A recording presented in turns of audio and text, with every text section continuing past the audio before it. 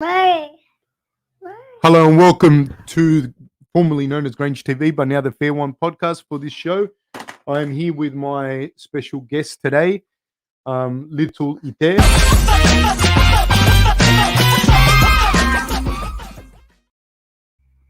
We are live, ladies and gentlemen. Thank you for joining us. Thank you so much. Really appreciate it. Ian Mars has sent you some images. Fab had to send them one at a time. Tablet was on freeze. Yano emailed daddy. All right, will do, man. I'll be looking for it. 100%. Thank you so much, Ian. Masood says, oh, sorry, I was just looking at the rankings. Masood says, is there commentary to this fight? Yes, there is, sir. Joseph says, last time I was this early, Connor was still a decent person. Wow. Christian Laurent says, happy weekend, Fab. When Connor did his post-fight interview, can you agree that it was one of the most savage moments of his career and reminiscent of a supervillain? Are you talking about when he was in the cage? To be honest with you, I kind of I was kind of like weirded out from it. I thought it was a little bit strange. Honestly, I didn't. I don't know if savage is the term I was looking for. It's probably not in the context that people might think. I just thought it was kind of weird, like a real kind of. Even weird to me, the fact that they would even interview him when he was like that. I'm not criticizing people for interviewing him. Maybe it was just a heat of the moment kind of interview kind of thing that happens. But I don't know. I just found the whole thing weird. I found the way he acted really, really weird. I don't know. Allowing for the fact that he was super injured as well. So who knows?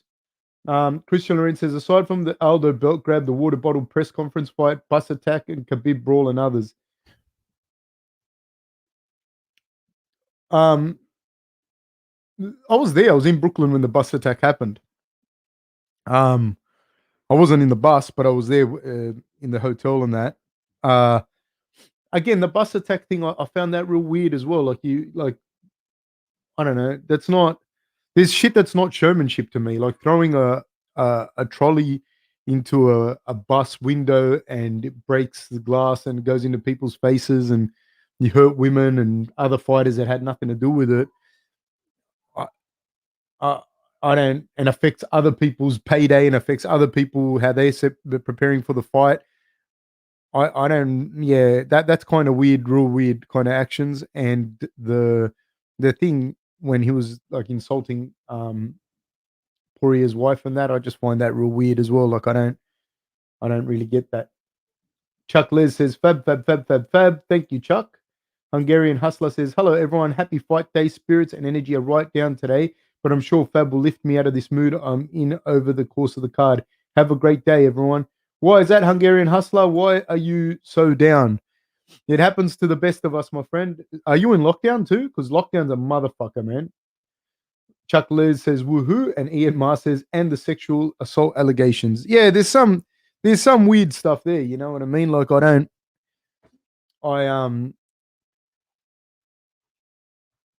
when that happened with Conor at the end of the Poirier fight, I don't know.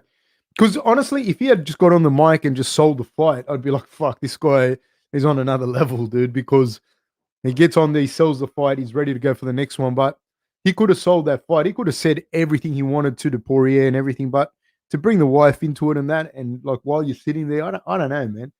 I know if it was me and I was talking about some other dude's wife to that extent, my wife would be like, dude, why is she on your mind so much? You know, why are you speaking about her so much? It's just weird. Alex Collis says, g'day, Fab. G'day, mate. Roy says, hey, Fab and chat. Marshall Smarter says, hello, everyone. Hello there, sir.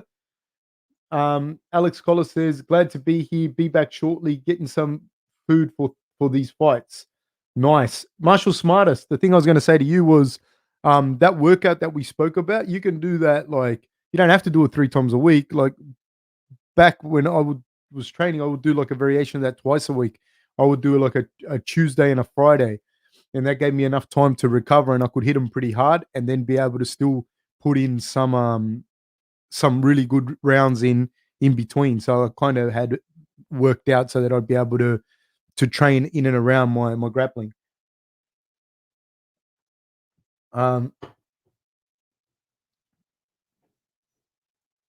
Marshall Smarter says he was in a lot of pain and it was strange for sure. Yeah, it was one of the strangest things I've ever seen, man. Honestly. Moist Penguin says, I don't feel bad for Conor. That's what happens when you go years without really conditioning legs and then spend a whole training camp kicking hard. I don't know that he never conditioned his legs. Like, I'm going to assume that he has. I don't know that he never conditioned his legs. That I don't know that. So I can't really run with that narrative. Sasank says, greetings from Toronto, Fab. Right back at you, sir. Mark Whelan says, is there anybody out there? Haha, hello, Fab and fellow listeners. Let's hope this is exciting and not a one-sided fight. To be honest, I'm over Conor. He just annoys me way over the top. Yeah, I think it's like I said, it's gotten past like the it's funny jokes, ha ha ha part. I think it's kind of looking. You know what the sad thing is, and I'm not saying this necessarily about Conor himself because I don't know him and I don't know the situation, but I see stuff where I've seen it in other sports and I've seen it even like just in workplaces where people become this alter ego and you get away with it because you're in a certain position, whatever. But then when it's gone, like you're by yourself, you know what I mean? And at some point that train stops, that train stops and you're by yourself. And the same people that egged you on, that laughed with you, or laughed at you, I don't know, made money from you, etc. They're not going to be around, like when it's just you. Marshall Smarter says breathing that hard after an injury is going to intensify everything that he said. Not to justify it, but to help contextualize it. The wife's shot was way too low, predicting a dishonorable discharge. Yeah, man, I don't know. Like, I agree with you with all of that. Like, I just think they shouldn't have interviewed him right there and then. But and the pain I would have allowed for all of that. But then after, I think there were tweets and that, and I think there were a few other silly things. And yeah, I'm good with it. Moist Penguin says, honestly, I used to love Conor fights, but at this point, I wouldn't mind if he just went away, says Moist Penguin. He's a great fighter. Like, I really enjoyed watching him fight. And there was parts where I did think he was funny. He's like a very witty guy. Then it kind of got a bit weird. Never Trust an Elf says, remember when Artem hit Khabib's hand with his face? No, I don't. Salah Ahmed says, good afternoon, Fab. You see Walid's post-fight interview translation for Lemnos? I did not. Sasank says, Conor speaks in punchlines. Handsome Fat Boy says, is Conor working his way to be the next bad guy of MMA, the heel? I think he's there. And he could be like a super heel, to be fair. Joe Schmo says, he also posted a pic of Dustin's daughter on Twitter with caption, I think it's Gonzo, eh? Like, I don't know what that means exactly either.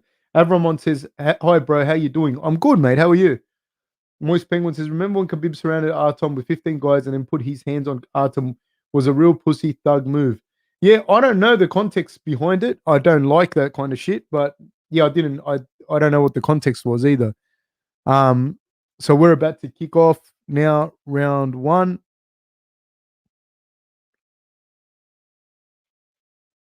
We're off, people. Quarantillo versus Benitez. Benitez in the white trunks. Quarantillo in the white trunks, I beg your pardon. Benitez has the same name, Gabriel Benitez, as a kid that used to be in one of my classes. Benitez is southpaw. And he looks like him too. It's insane. Ooh, big right hand by Billy. Gabriel doing a good job with a tie clinch. Oh, nice. Big body kick by Billy. Both guys exchanging in the phone booth. Billy drops him with the right hand. Benitez is in trouble. Billy's got him. Benitez is wrapping up an arm. He's looking for an arm, but he's not going to get it. The elbow of Billy's already out. He's landing some good elbows. Is Quarantillo. Now Benitez looking for a triangle, got slammed on the ground. Big, heavy ground and pound, but they're not landing flush now. I think Benitez is going to survive this. They're not landing flush on him, but they're still doing damage, man. Billy takes his back. He's sunk the body triangle in. He's looking for a rear naked choke here. He's got a deep body triangle. and he's continuing to land some ground and pound. Here, when you have this position here, it's good to land with the knuckles, so like as if you're knocking on a door. That's a really good little thing to do from that position because it really bruises up the face.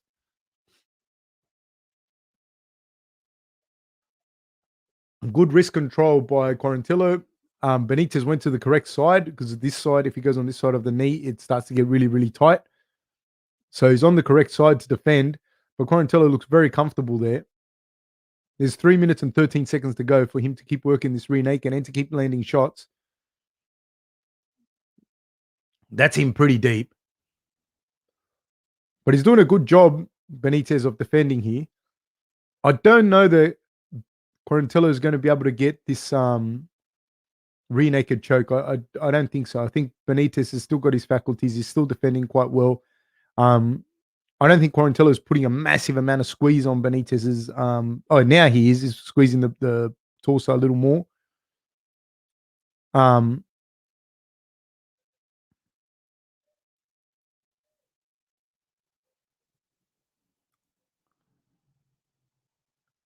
Benitez doing a good job. He's trying. He was trying to spin out of it, but that right leg of Quarantillo's that he's got has wrapped it up. He's not letting Billy be able to get. He's not letting Benitez be able to get free.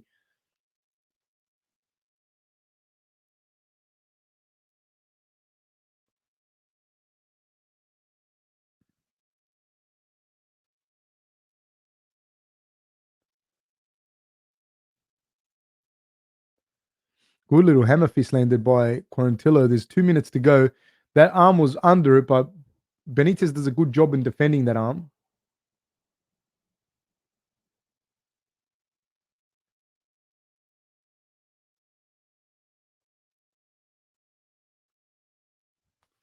Nice elbow.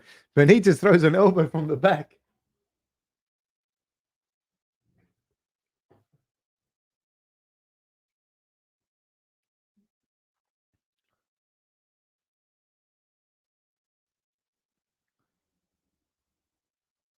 Nice work.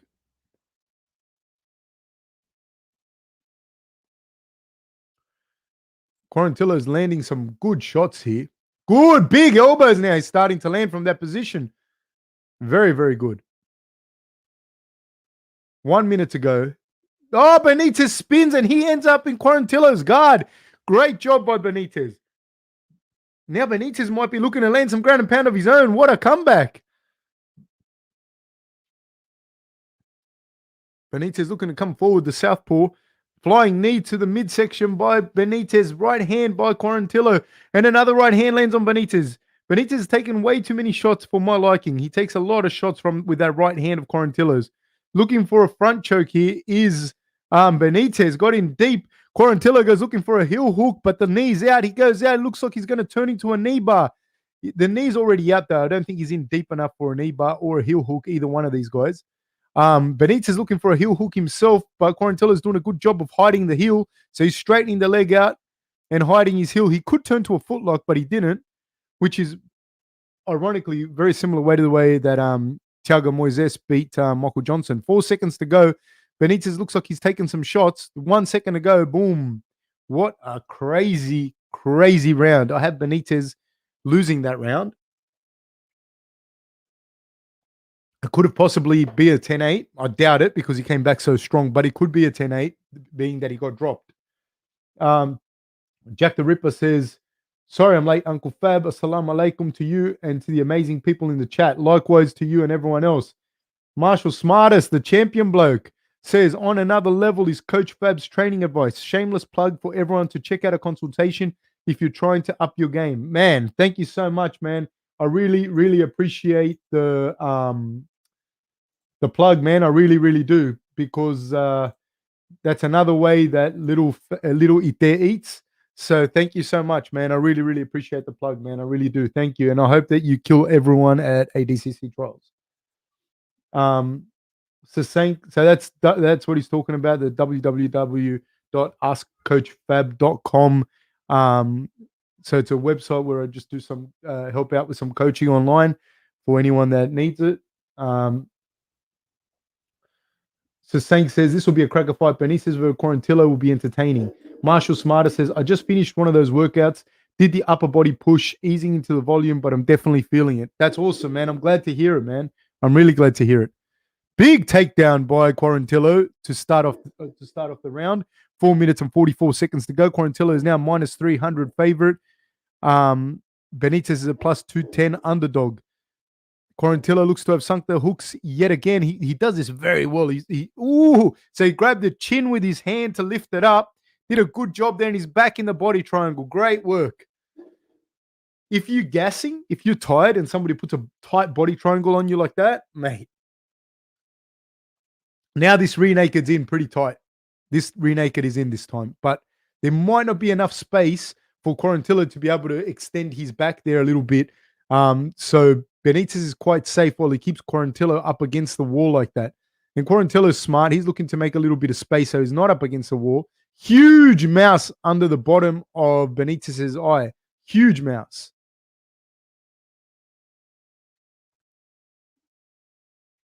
Does a good job fighting with his hands, Benitez, but Quarantillo is getting the better of these exchanges. But whilst his back is up against the wall, it's very hard for you to finish a rear naked choke. It's almost impossible, unless the person knows nothing, for you to be able to choke someone while your back's up against the wall. Nice knee landed by Quarantillo. Again, there's 3 minutes and 25 seconds to go in the second round. Benitez is doing a good job of fighting the hands. He gives his back to the wall, which is what he should do. Quarantillo, again, he's found that he'd rather go for the singles and the doubles than slug it out with Benitez. Benitez might have an orbital fracture here. He is tough as hell. How many more right hands can he take in that eye? He is so super tough. The problem is when you have some like a mouse that size, if there's structural damage or anything like that to your eye, even if you block, the amount of pain that you would feel is incredible. Nice kick, southpaw to orthodox combination. That right hand lead down the middle now. He's just going to throw that. It's money every time because even if Benitez blocks it,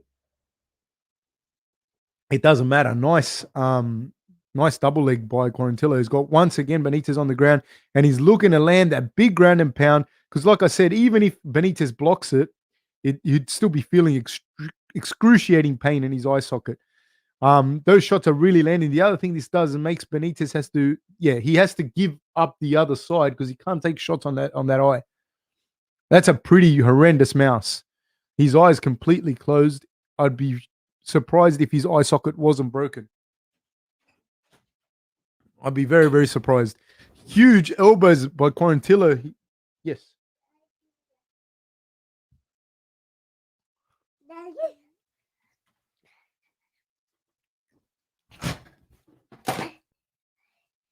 Sorry, this is my crazy daughter. She's just come in.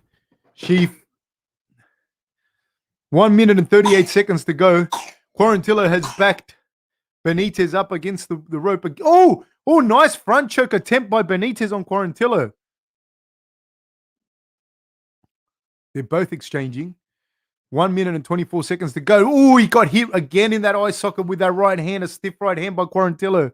Benitez up against the cage. Left hand lead lands by Quarantillo right on the chin of Benitez. Benitez is showing off a very, very good chin. Both guys exchanging in the pocket. Inside leg kick by Quarantillo. Quarantillo once again on the single leg. And once again, Benitez looking for that front choke. It would be an immense comeback if he finishes any sort of grovet or any sort of front choke on Quarantillo. Big knee landed on the liver of Quarantillo by Benitez. Quarantillo landing shot after shot on a granite chin of Benitez. Front kick down the middle by Quarantillo. There's 41 seconds to go.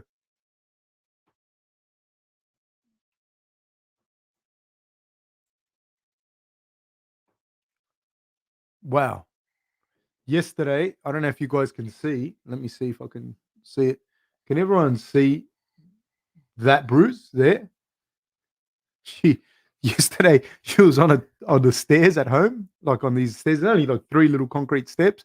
But she had binoculars in her eyes, and so she's looking out, and she must have seen everything closer, and she stepped off the front step, and boom, boom, boom, boom. stacked it and got a big bruise on her head. That bruise there, if you can see it. Crazy, man. It was crazy. There was a second fall in the one day. 38 seconds to go, second round. Big shots again landing by Quarantillo. Benitez doing a good job of covering up, but he's up against the cage. And he's up against the cage. He's being held on the peripheries of the octagon. He's lost both these rounds as far as I can tell. He's looking for that knee when Quarantillo drops his level. Double, triple up on the jab and a nice left hand by Benitez. Again with the right hand. Oh, that big right hand landed by Quarantillo. It was a huge right hand landed right on the eye socket of Benitez. Whoa, Benitez taking shots after shots. He's taken 3 flush shots to the head. He has a granite chin. He lasted the round. My God.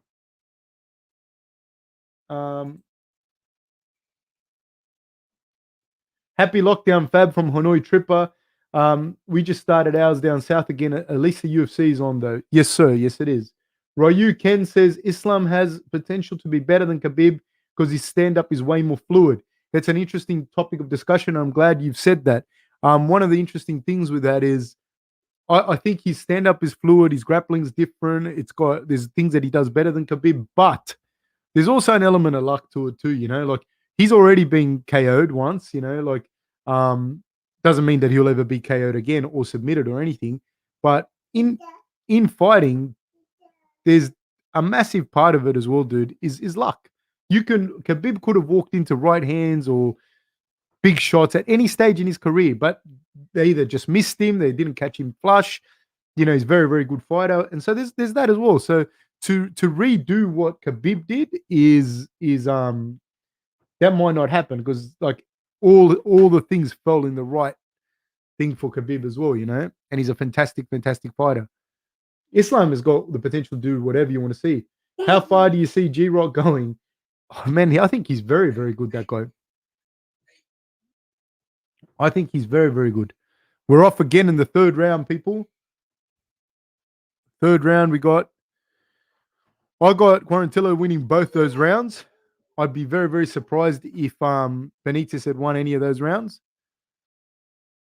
Benitez looking to come on a little bit in this third round. Oh, he drops Quarantillo. He drops it. Could this be a comeback? He drops Quarantillo. Quarantillo doesn't seem with it yet. He's got his shields up, though. He's copying hammer fists. He's taking some hammer fists, and they're taking him straight to the jaw, but then he throws up a triangle. Benitez postures out of it. He throws some up kicks, does Quarantillo. Is he still with it? This is definitely Benitez's round if it stays like this after dropping him. Nice body rip by Quarantillo.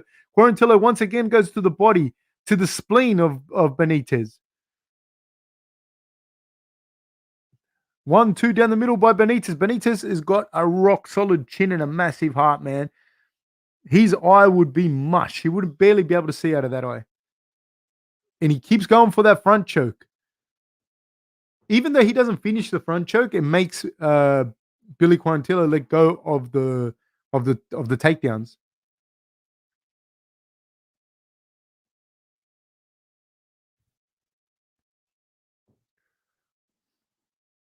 Good work here. Now, collar and tie by both guys. Bit of dirty boxing up against the cage with Benitez's back against the cage. Quarantillo goes looking for a takedown and he gets it. And he gets the takedown in the full guard of Benitez.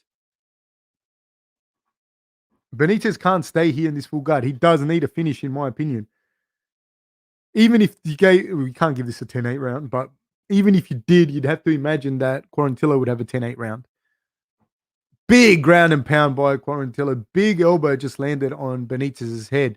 There's still plenty of time. There's 3 minutes to go in this round, so Quarantillo could well steal this round as well, even though he's already been dropped. Body triangle by Quarantillo. Nice and deep. Benitez's face is an absolute mess. Absolute mess. This rear naked choke now looks to be in quite deep. But again, Quarantillo's back's up against the cage. With your back up against the cage, you do not have room to extend. So it makes it very hard for you to choke someone. Not impossible. I'm not saying it's impossible. It's just harder. Here is a good point. It doesn't matter if his legs burn out, Quarantillo's legs. he can just hold on to this body triangle till the end of the round.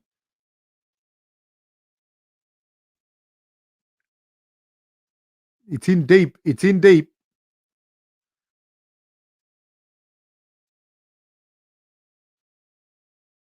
That body triangle is money for Quarantillo in this fight.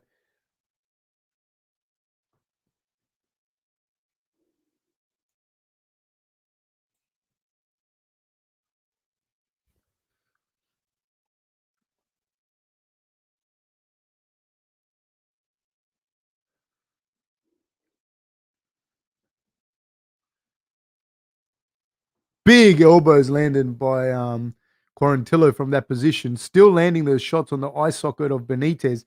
1 minute and 25 seconds to go. He's landing so many shots. There, that's the fight. They called the fight. 1 minute and 20 seconds to go. Absolute beating on Benitez. Benitez is no quitting him whatsoever, but the ref is there to protect him from himself. Ice Out says, "What's up, Fab? Hey, mate, what's happening?" Avram Mount says, "I'm good, bro. Excited for the fights." Bodybuilding.news says, "He's high on morphine. People expect him to be in the right mental state. His life's been altered forever in some ways. 32 white, going to be a long time before he can even start training." Um, I do agree that he's possible would have been high on painkillers and whatnot. I don't think I don't think they should have interviewed him, to be honest with you. Let's kick off with that. Like I said earlier, um, yeah, and I think that the stuff that he was saying, like I said, like I could excuse some of that stuff. You know what I mean? Being based on that, but I don't think it ended there, though. In fairness, um, Ian Marr says, "Not buying the whole pain angle. I'm no Superman, but I was cracking jokes with my mate once I came to and got some breath." Um, yeah, I think the tweets and that afterwards are what's a bit crazy. And he was already saying stuff about Dustin's wife before it. So yeah. Ice Out says Billy is a dog. Yes, he is, sir. Masood says, "In how long is the Makhachev and Moises fight?" I'm gonna say an hour and a half or an hour and a bit. Ian Mars says 3 a.m. Would have been nice as Benitez out. Yes, sir. So I'm going to skip a few. Mark Whelan says, "I've broken my leg in 2 places and I didn't say terrible things, so I'm not buying the excuse either. It's just low. It does not matter how much pain you are in. It's all about respect, and Connor has none." That's from Mark Whelan. Marshall Smarter says, "Fair enough." Leighton J says, "You watching Castano versus Charlo? Zoom might end up fighting one of them in the future. I will try. I don't know if I'll be able to." Ice Out says, "Is it bad enough for the doctor to stop that?" I don't think the doctor stopped it. The ref stopped it.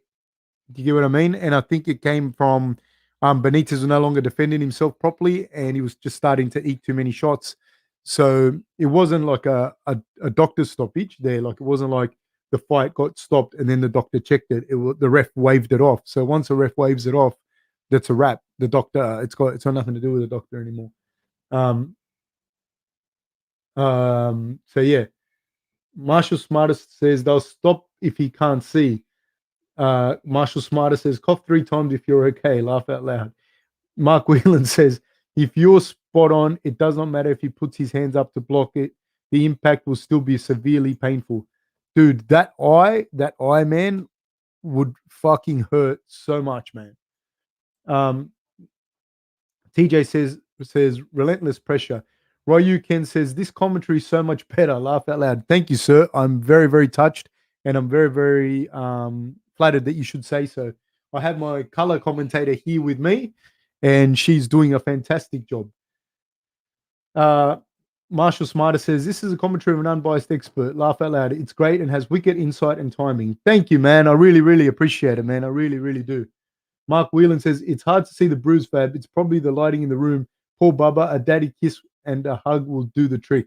Mate, she is tough as nails. Same day, she was eating a sandwich, which in fairness, it was a banh mi. It was a banh mi sandwich, which are delicious. And she was talking to my wife and I on the back steps, which are actually a long flight of steps. And she took a step back, but she was like right next to us. And she fell down backwards down these stairs. And we thought, man, like Dude, not once throughout this whole fall did she let go of the sandwich. She got up and kept going. Now, that's the only 2 times she's fallen downstairs. It was both on the same day. She's almost 2 years old, so I don't want you guys to go around thinking that my wife and I throw the baby down the stairs, because we don't.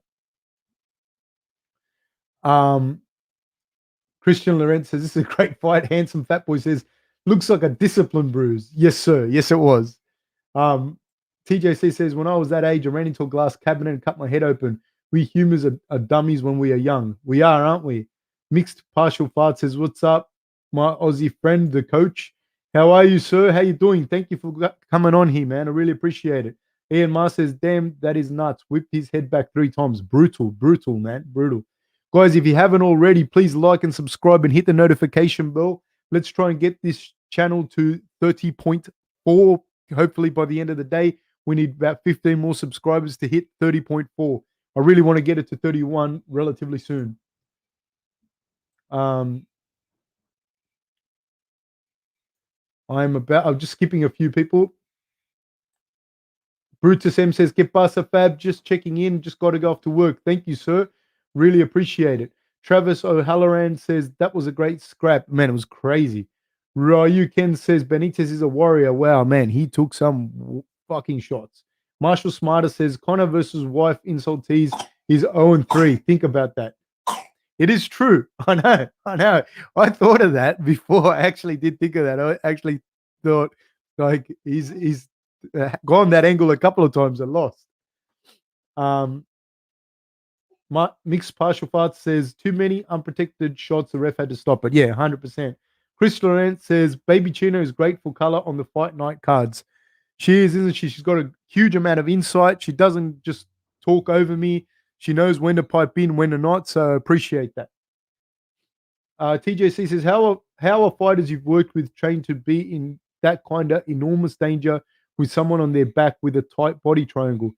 You do a lot of situational.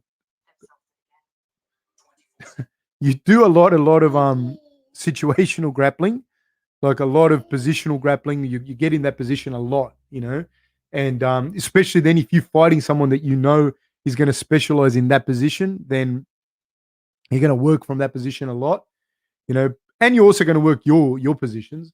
But we do with us anyways. With me, we do a lot of like just in general, like do a technique, but then after that, we don't do a lot of sitting there drilling the technique. We just make sure you understand the technique, you got it, and then we'll drill from that position over and over and over and over and over. So maybe 1 minute rounds or 2 minute rounds, what have you, whatever it is from that position. So say for argument's sake, you're doing half guard pass. So then we'll make sure that everyone understands the concepts behind that half guard pass or that part of the half guard pass that we're working on. And then the rest of the session will be situational drills, bang, bang, bang, bang. Same as in wrestling. And with the back take, it's no different. We'll just be working that back take, how to escape from the back take. We might roll for a minute and say if he escapes, he just keeps going or whatever you want to do. Any variation of that. The Scott 102 says, hi from UK. It's terribly late here. What fight are we at? The Benitez fight just finished.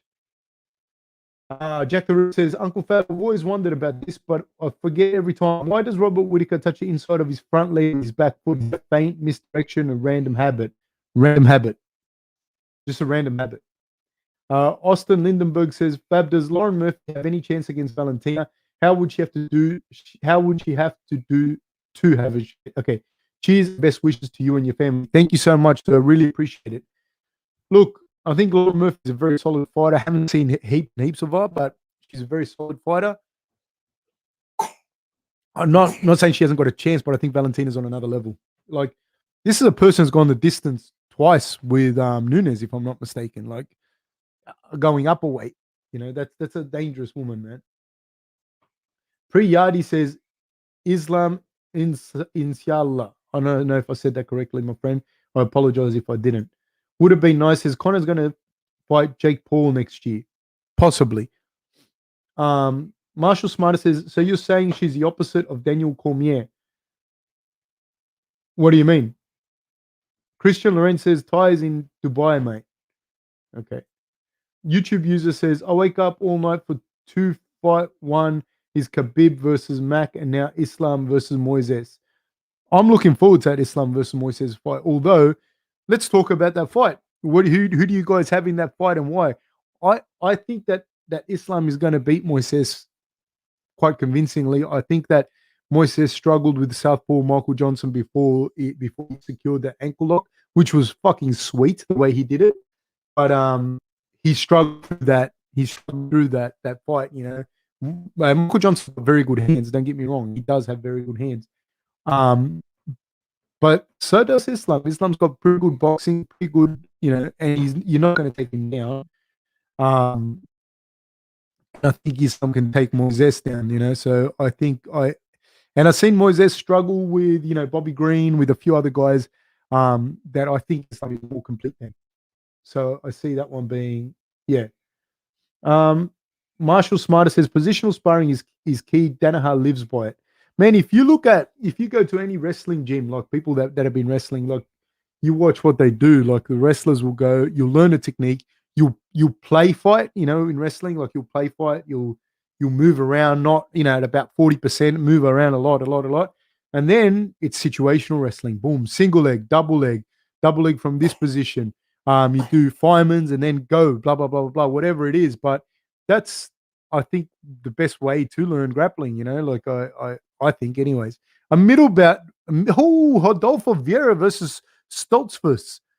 Rodolfo Vieira, for those that don't know, has an incredible grappling match, incredible grappling credentials. He's a very, very renowned and heavy guard passer with a great head arm choke. He's one of the best grapplers to ever do it. Having said that, and you saw it in his last fight, he does struggle a little bit with the stand-up, and he does struggle a little bit with the stand-up going into the second round. This isn't grappling, this is fighting. And I think that that's one of the things that makes it a little bit hard. That transition from grappling to striking to grappling can make it very, very hard.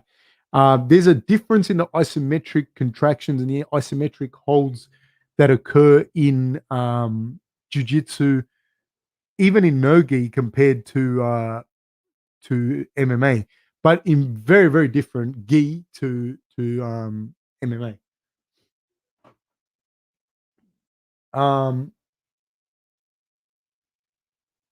Marshall Smarter says your daughter's commentary is insightful and she doesn't speak over you. Did you notice that too? Did you notice the chemistry? Look at the chemistry with this little person. Look at her. Jack the Ripper says Islam by smash. I think so. Hassan Smith, what have you? I just had you then. Hassan Saleh says Moises, he's underrated. He's tough as nails. This is his chance to shine. Agreed. I agree. I just think that Islam is a bad matchup, and pretty much a bad matchup for just about anyone.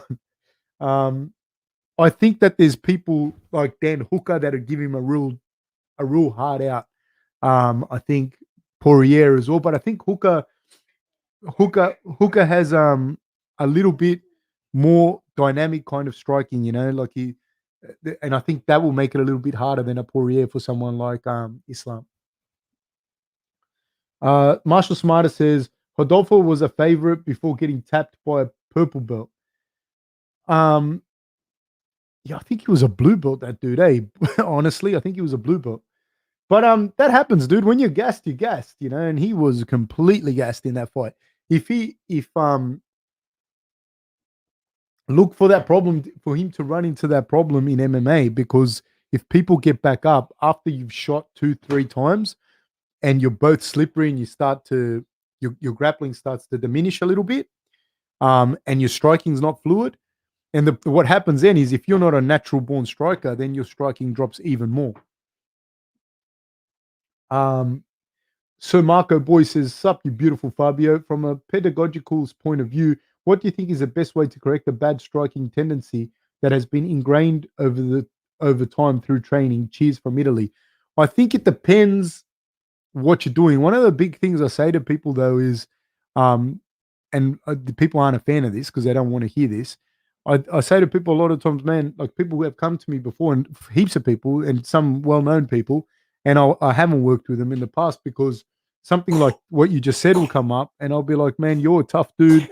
You can grapple, you can grapple, and you're a tough guy. You got a good chin, but your stand up's not at that level, And I'd like you to take a year to 18 months, depending on how bad it is. Don't get me wrong. If you're not that bad, but I'm talking about thing and go and box or go and compete in kickboxing or go and compete in boxing and spend some time really understanding that particular sport for what it is, The same way there's a striker now that I'm talking to, and it's the same thing. Like I say to him, man, you're going to need about a year of just competing in wrestling and jiu-jitsu, just getting used to that, just getting used to the fundamentals of grappling. Like go in a grappling tournament and you're going to find out quick, smart, how those points are scored. Are those points scored if you're in this position, that position, and this position? So then you start to defend those positions if you're competing in it all the time. So I definitely say to you, the short answer is compete as much as you can in that chosen sport, because that will allow you to fix a lot of those fundamentals. Royce C says, I'm fully aboard the Makhachev hype train. So am I, man. I've been on board for a long, long time. Christian Lorenz says, I see Islam winning, but do you see him being presented with problems against Justin, Charles, and Poirier? Of course, in particular, I see it. Charles will give them problems. I think Charles would probably give Khabib a lot of problems too. This Charles that you see today, his guard is that good, and he can catch you on the way down, on the way up. So yeah, Charles is a problem. Justin, yes, for the same reasons that he'd give Khabib problems, landing a big shot, but I see Islam out grappling him. Poirier, I think, yes, because he's Poirier and he's tough as hell, but I see Islam getting him because he's a little bit more like he's a little bit more plotting. You see, that's my opinion. And he goes for that guillotine. He says, "Don't be silly, jump the gilly." And I think that with someone like Islam, you don't want to do that because I don't think you're going to catch him in a guillotine. And like I said, I think someone like Hooker will probably give him the most problems, just because his striking's a little more dynamic, and he's got that big knee that he throws up out of nowhere. He's like long and rangy, and he's got the grappling to probably be able to survive on the ground and get back up. Christian Lorenz says that loss that Rodolfo took last time was insane, crazy. But I'm not surprised, dude. I'm not surprised because I've seen his stand up and I've seen other fights, and if same as this fight that he's going to have now, if the guy keeps it standing, he's going to give Rodolfo a lot of problems. Worse than if he keeps it standing is if Rodolfo takes him down and he gets back up a couple of times, it's going to be worse.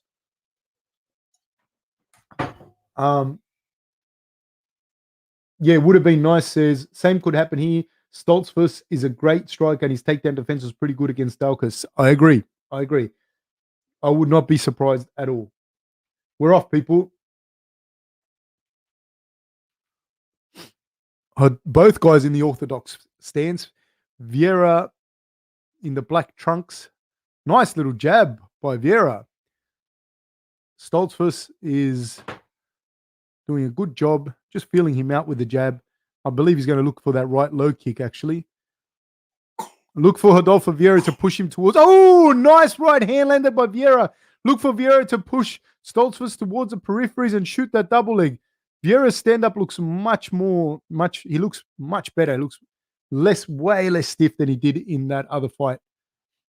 It looks like he probably has taken some time and just boxed and kickboxed.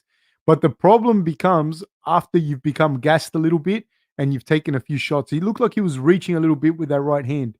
He's still not a natural fluid striker,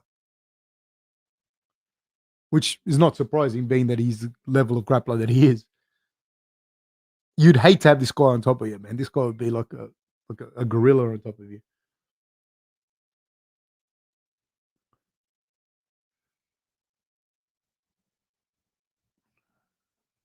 Doubling up on the jab is Stoltzfus.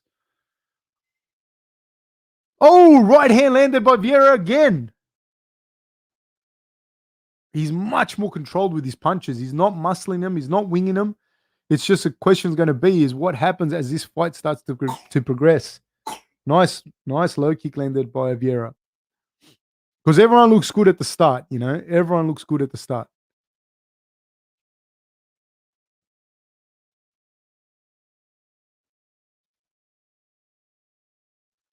He's looking very composed, is Vieira as well. Ooh.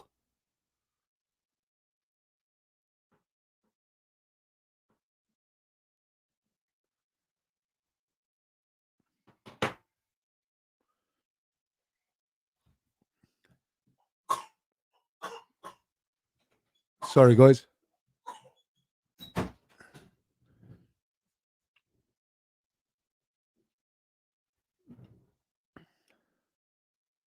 Left hand by Stoltzfus.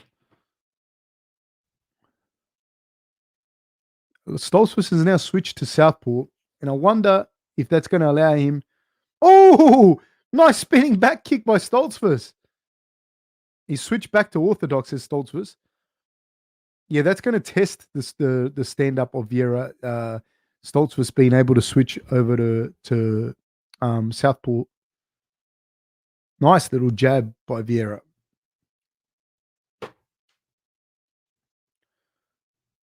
And now I wonder with Vieira is why he hasn't threatened a takedown. Because the longer it goes, even though Vieira's had some good looks on his feet, in my opinion, the fluidity of the striking, Stoltzfus still looks like he's more comfortable as a striker, even though he himself looks a little bit labored with his strikes. He still looks a little more comfortable. Although Vieira lands his nice jabs on Stoltzfus. Bloodied up the mouth of Stoltzfus a little bit. Another nice jab landed by Vieira. They exchange jabs, Vieira getting the better of it. Nice. But you see the reaction, like Vieira's landing the shots better, but the reaction that Stoltzfus gives when he gets hit is different to the one that Vieira does. And that's what comes with striking, you know. That's one of the big things, like when people talk about grappling and striking, which one's better for MMA, like you can go your whole life and be a great grappler, but you've never been punched in the face. And you can even look good on the pads. But it's how you react to when you get hit. And there is still a hint of an overreaction from Vieira when he starts to get hit. Whereas Stoltzfus is much more weathered in his approach. Like he's much more, he takes them a lot better, the shots. 40 seconds to go in this first round. You'd have to think that Vieira would have to at very least attempt a takedown. Nice hook kick by Stoltzfus. 34 seconds to go. Nice little combination by Stoltzfus. Now the combinations from Vieira aren't as crisp. They're not coming as strong. And Stoltzfus starting to find his range with his kicks. If it stays on the feet, I do believe that Stoltzfus is going to pull away in the second and third round. Now the jabs are starting to land for Stoltzfus better now. They're both landing their jab.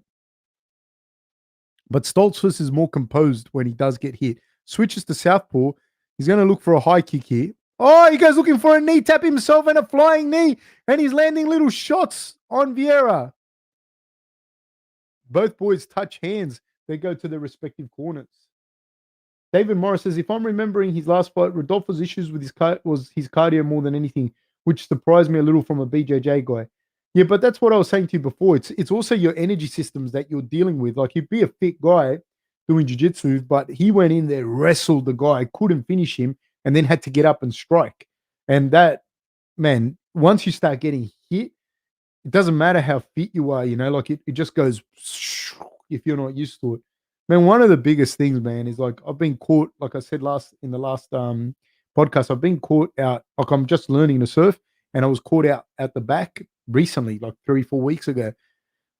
And I'm reasonably fit, dude. And you know, people say, don't panic, stay relaxed. My cardio went like that because you do panic, because your heart rate does go through the roof.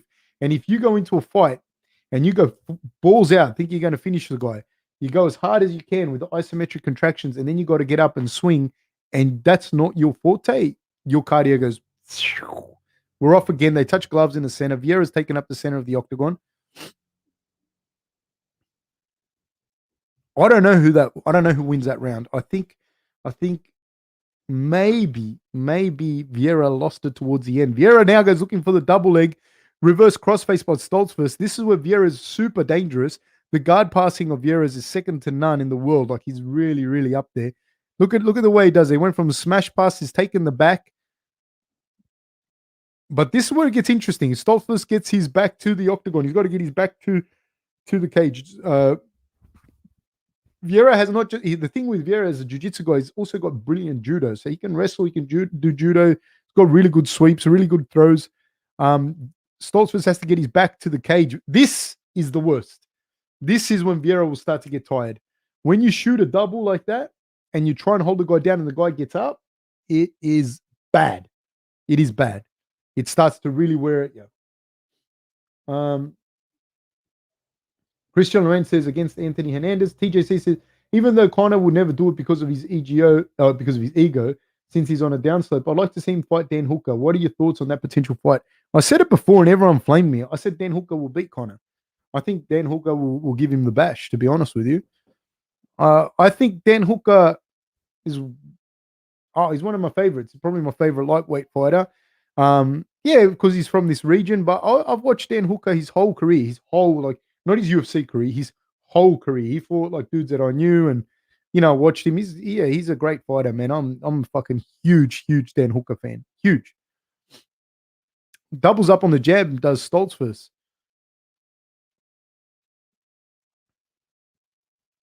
Nice jab from Vieira. Right hand by Vieira counters a jab to the body of Stoltzfus, which is the correct counter. Oh, nice jab lands by Vieira. Stoltzfus got a chin on him, eh?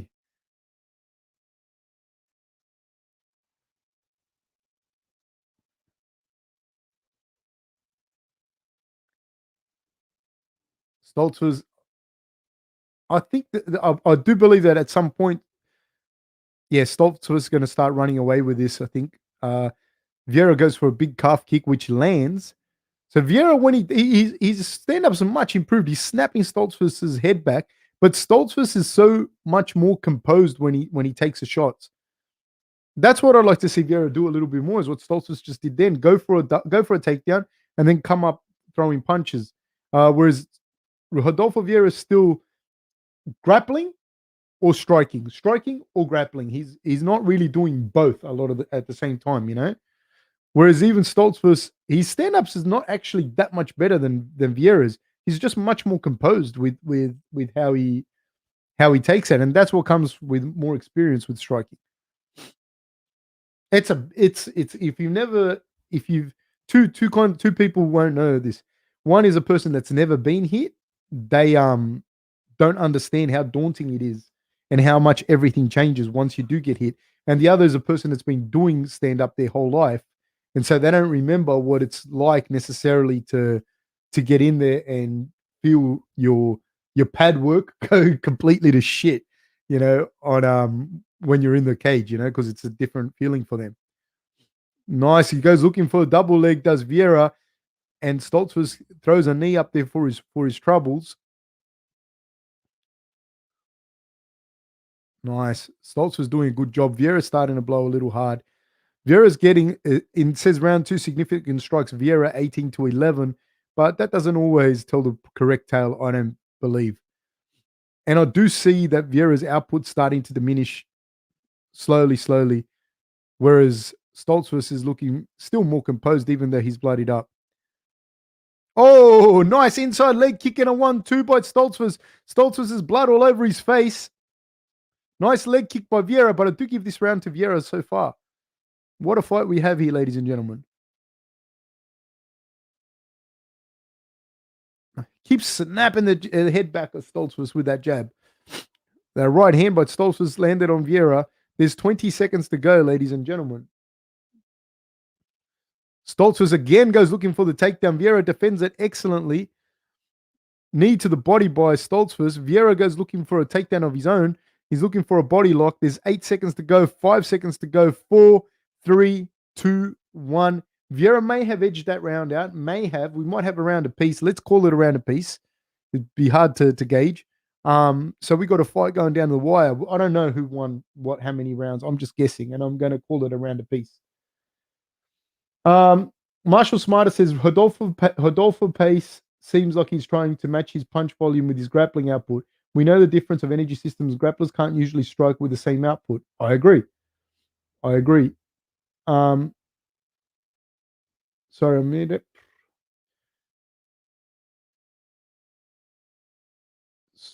I'm just trying to find. I just skipped a few people accidentally. Okay. Mark Whelan says, I believe that Islam should win, but every now and then someone does the unexpected and gets a win in a memorable fashion. However, we got Islam all day. I think Islam will win. Thiago can win, of course, so I wouldn't be that crazy surprised. Marshall Smarter says, I'm like a blue belt with stand-up. Well, blue belt's good enough, man, for stand-up. If you're black belt, ex-powerlifter going to ADCC trials, you'll be able to defend yourself. You're right. You'll be fine. Unless what you want to do is fight is a different story. Brutus M says, Fab, do you think Islam will tap if he gets heel hooked? If you get heel hooked, you either tap or your leg's going to fucking snap. So it doesn't matter if he taps or not. Like, he should tap. You get nothing out of it. Like, if it's on deep tight, like, say, for example, like someone like Craig Jones heel hooking you, he's just going to shatter your leg, dude. You know? Vieira gets a massive takedown on Stoltzfus with 4:31 to go in this third round. He's in the half guard. I wonder if he's going to pass, or if my opinion, even though he's such a stud on the ground, I think he should cook him a little bit here and make sure he gets a control and holds him down first. I think another thing that Vieira does in that first, like the last fight that he had, and in this one as well, he went straight away for the finish. Oh, reversal by Stoltzfus. Vieira once again, but he's so good on the ground, man. He's so good. Vieira's in deep on this double leg, and they go straight away sometimes for the finish. Whereas in MMA, you've got to really like hold the guy down for a sec, Stoltzfus looking for a guillotine. He will not guillotine Vieira like this. No way. Like that, the way that choke happened in the last one is more like Vieira was gassed. It's not like technically Vieira didn't know how to escape the choke in the last fight. Vieira's jiu-jitsu passing, man, and the way he just got to smash pass then, unless you know jiu-jitsu, you can't really appreciate it. The way he just lifted his base, got to smash pass is incredible, man. And the way he's like, man, this is like a giant, big, huge guy, like a monkey just getting on your back. This chokes in deep. And that's a wrap, dude. He choked him out. My God. He choked him out. He shouldn't apologize too much because pretty fucking sure you meant to do it.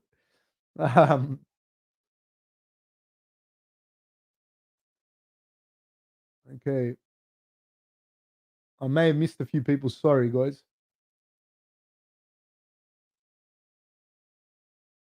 Martial arts says research says intelligence is most important, solving novel problems quickly, but experience is the main contributor to success under pressure. Hence why competition helps you're saying concretize skills. I agree 1,000 fucking percent. 100%. Leon McHungry says Rodolfo gassed in one round. Was it a weight cutting issue or lack of cardio training? I went to a seminar he taught and he was huge. I think more than anything, it had more to do with what I said. And I think as he starts to get better and he starts to get more efficient with his movement in MMA and the decision skills start to become better, he'll just get better and better and better and better at it. Angela Oikul says, when is Herb Dean getting fired already? Jeez, the man is going to have to let someone die in there. It happens quick though, because I from here, even I didn't know that the guy was out like that. Marshall Smarter says, much better pace by Vieira. Looks like that level of learning that allowed him to become world champion in jiu-jitsu is being applied to his stand-up. Yeah, and I think he needed to have that loss. Do you know what I mean? I think he needed to have that loss. Otherwise, it's hard for you to truly understand that, like, how difficult it actually is for you to be able to transfer over to MMA like that.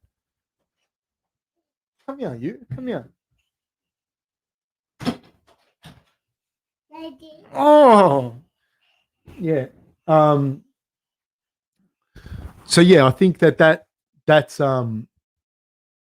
you see even Jacare didn't just go bang. Like Jacare when he switched, he lost his first fight in Jungle Fight.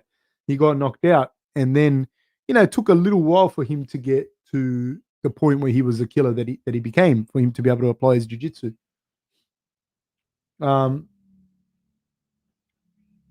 Alexandre says, I think it's how damn juicy he is. That physique ain't natty, and he's getting drug tested, unlike his BJJ career. With that much muscle mass, you need some EPO, blood doping to knock gas out.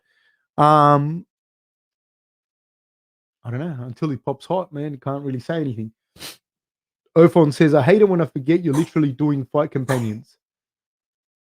What do you mean? What do you mean by that? Eric Nassar says, where can we watch live? I don't know, my friend. Ophon says, howdy there, Fab. How are you, sir? Marshall Smarter says, did you see Vieira's match against Kenan Duarte? That was at like under 100 kilos. I remember that. And that's an insane cut. Yes. Yeah, it is. I don't know that he'd still be that big right now. But yeah, he looks huge, dude. He looks huge. How long is left until the main event? Quite a few. That's only like the second of the main card. Marshall Smarter says there'll be a takedown and choke, $5. Any takers, losers pays the channel. Whoa, nice. But no, it didn't happen. Like maybe 1 hour. I hope I don't say this prematurely, but Vieira learned the most forgotten technique in MMA, the jab. In fairness, though, sir, the jab probably isn't the most forgotten anymore, but at one stage it was. TJC says Max Holloway, Jose Aldo are all with great jabs. Others you can think of. Guys with good jabs. Fuck. Any guy that can box. Frankie Edgar, Peter Yan, Gamrot, Israel. Israel can jab. Uriah Hall's got a nice jab. Rob Font has a good jab. Man, we could be here forever. There's some really good ones, with some really good jabs.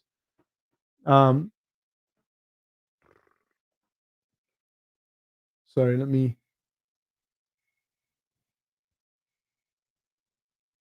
see. Okay. Vieira's jab. If double legs were draining, though, judo is better. No wrestling is better. H2O. If double legs are draining, though, judo is better. No wrestling is better. H2O. Yeah, upper body takedowns and that are very, very good. But the problem is with that, with any kind of upper body takedowns, judo, Greco-Roman, we won't differentiate. It more or less like the same thing, gi or no gi. But the problem with that in MMA is that you have to cut through a lot of things to get it. That's why the double leg is so efficient. You have to be able to get through the strikes, clamp the guy up, be able to get a good tie on them or a good clinch, and then execute the takedown. Roy C says, what you said about running out of energy and elevated heart rate is so true. Don't even need the threat of being punched. Just being a bit nervous or overexcited is enough to be detrimental. This is what people don't understand. When your heart rate is elevated, try and hold your breath, right? It's fucking impossible. It's so hard. Like, that's the thing. Like, when you get caught and the sets of waves are coming, like you get hit and your heart rate, like your heart rate's up, and then you try and like hold your breath for the next set, and you think like sitting here, I could probably hold my breath for close to a minute, right? Like that out in the ocean with my arms moving and the threat of the waves, I'd be lucky to hold my breath for 3 seconds like that. So those hold downs feel crazy. And then you're already less efficient because you can't get rid of the carbon dioxide in your muscles. Mark Whelan says judoka is great for balance and foot stability, great for staying in the fight and remaining on your feet. And if you can strike well with that, you are winning more than you lose. I agree. If you're in Melbourne, go see Dan Kelly because he's the man, mate. He's the fucking man. Daniel Kelly. You haven't seen the best of him. That's the saddest part. Are you guys going to show the fight here? No, sir. Marshall Smarter says, well, if I get into a PhD program near you, I wouldn't mind some casual practice towards a purple belt in stand-up. Laugh out loud. More sandwiches. 1 sec, mate. Go see mummy. Go. Man, if you get into a PhD program, that's awesome, man. I'm looking at finishing a master's myself and maybe heading in that direction myself. Man, there's some really good places here all over Sydney to do some stand up. And you'd be more than welcome to, man. I can point you in the right direction of much better coaches than me. But yeah, man, hey, I hope you do get into a PhD program. I think that's huge. And I think that honestly takes balls of steels to do that. So, man, I hope you do and I hope you smash it. Congratulations, man. All the best of luck to you. Do you think Gregor Gillespie versus Islam Makhachev would be a really good matchup? I think that'd be a cracker matchup. I want to see Brad Riddell versus Gregor Gillespie. That's the one I want to see. And this Uriah Hall versus Strickland, that's going to be insane. Sorry, guys, I'm skipping a few. Sub 10 says, Fab, you said from the previous stream that the judo guy was repping 51 seconds on 400 meters. Was he wearing spikes? It was Hector Lombard that I'm talking about. I don't know if it was 51 or 51, 52, something. It was low 50s. I'm going to assume he was wearing spikes. I don't know. I wasn't there. But yeah, like it was Hector Lombard. They just said to me, man, this guy is so crazy athletic, like so stupidly crazy athletic. Alexandre Benworth says, wow, incredibly slick back take to rear naked. Yes, sir. Brutus M says, how popular is Sambo in Australia, Fab? Not popular. It's the judo guys that do Sambo and some wrestlers. Rick James says, hey, Fab, what are your thoughts on Islam no longer wanting to fight Hooker? Well, he's got Thiago to fight now. I don't know why he didn't want to fight Hooker. I doubt he'd be scared of him. I don't know. I don't know. I think Hooker would be a hard fight. Marshall Smarter says, shout out to Jungle Fights and crazy ass Walid Ismail. What a character, what a crazy place and origin from Carlson Gracie team. 100%, sir. He's I love watching him in his old Pride days. There's this time for war. It's time only for Oyama. If you remember that one, the people that watched Pride back in the day. Lucas River says, what's good, Fab? Nothing much, man. What's happening with you? I'll be back.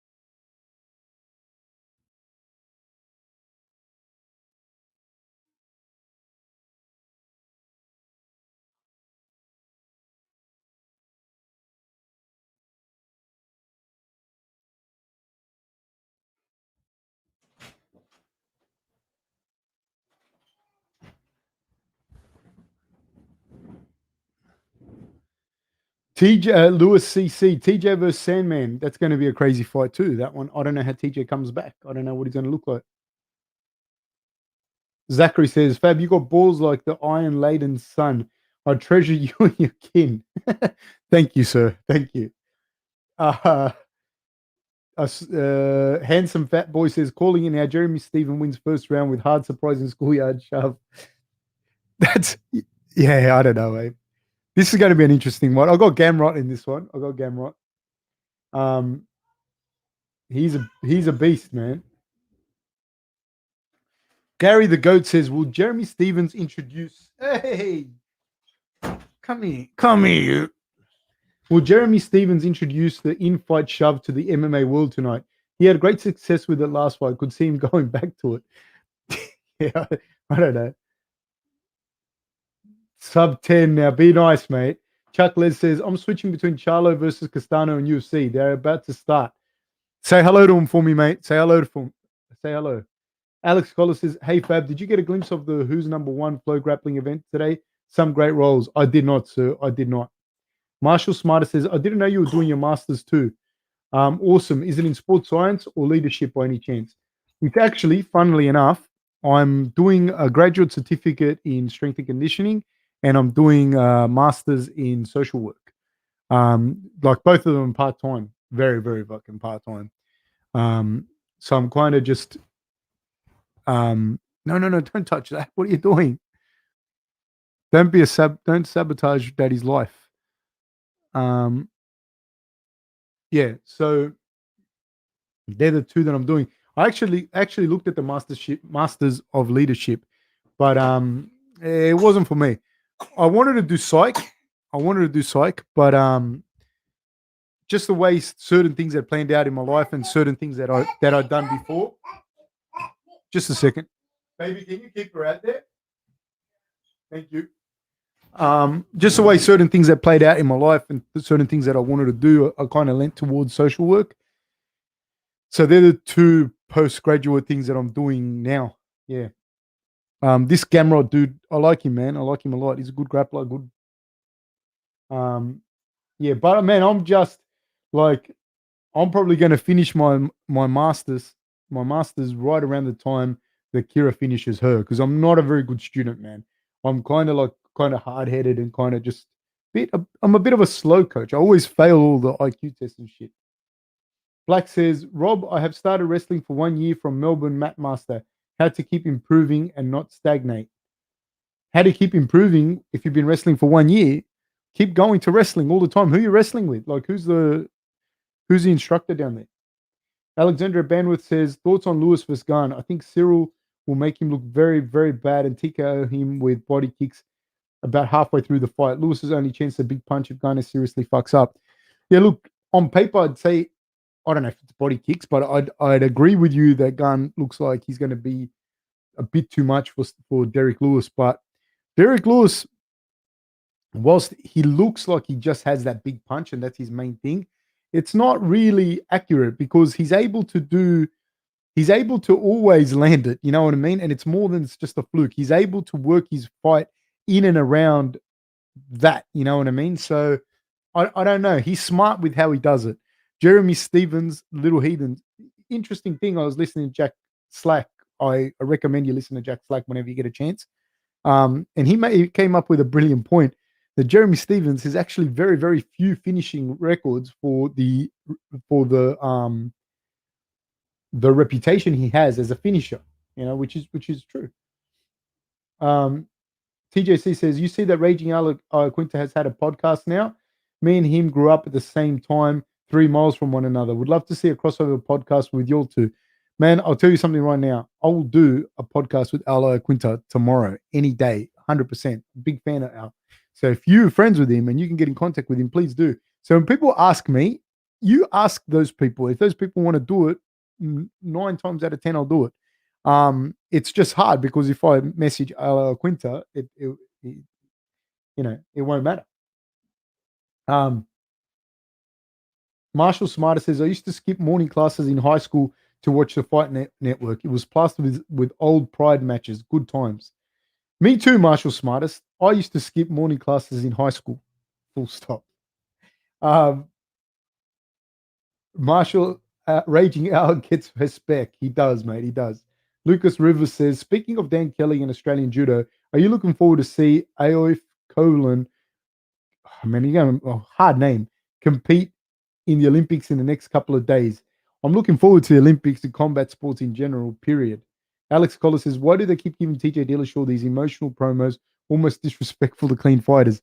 Yeah, it's insane, dude. It's insane. Like the penalties for gearing are fucking zero. Like, really, you know what I mean? It's not. Sorry guys, I might skip a few. Adrian Yarns is the future, says Julius Bender. He's very, very good, that guy. Stephen Lewis says, "I agree with Joe Rogan. Freestyle wrestling is the best base for MMA."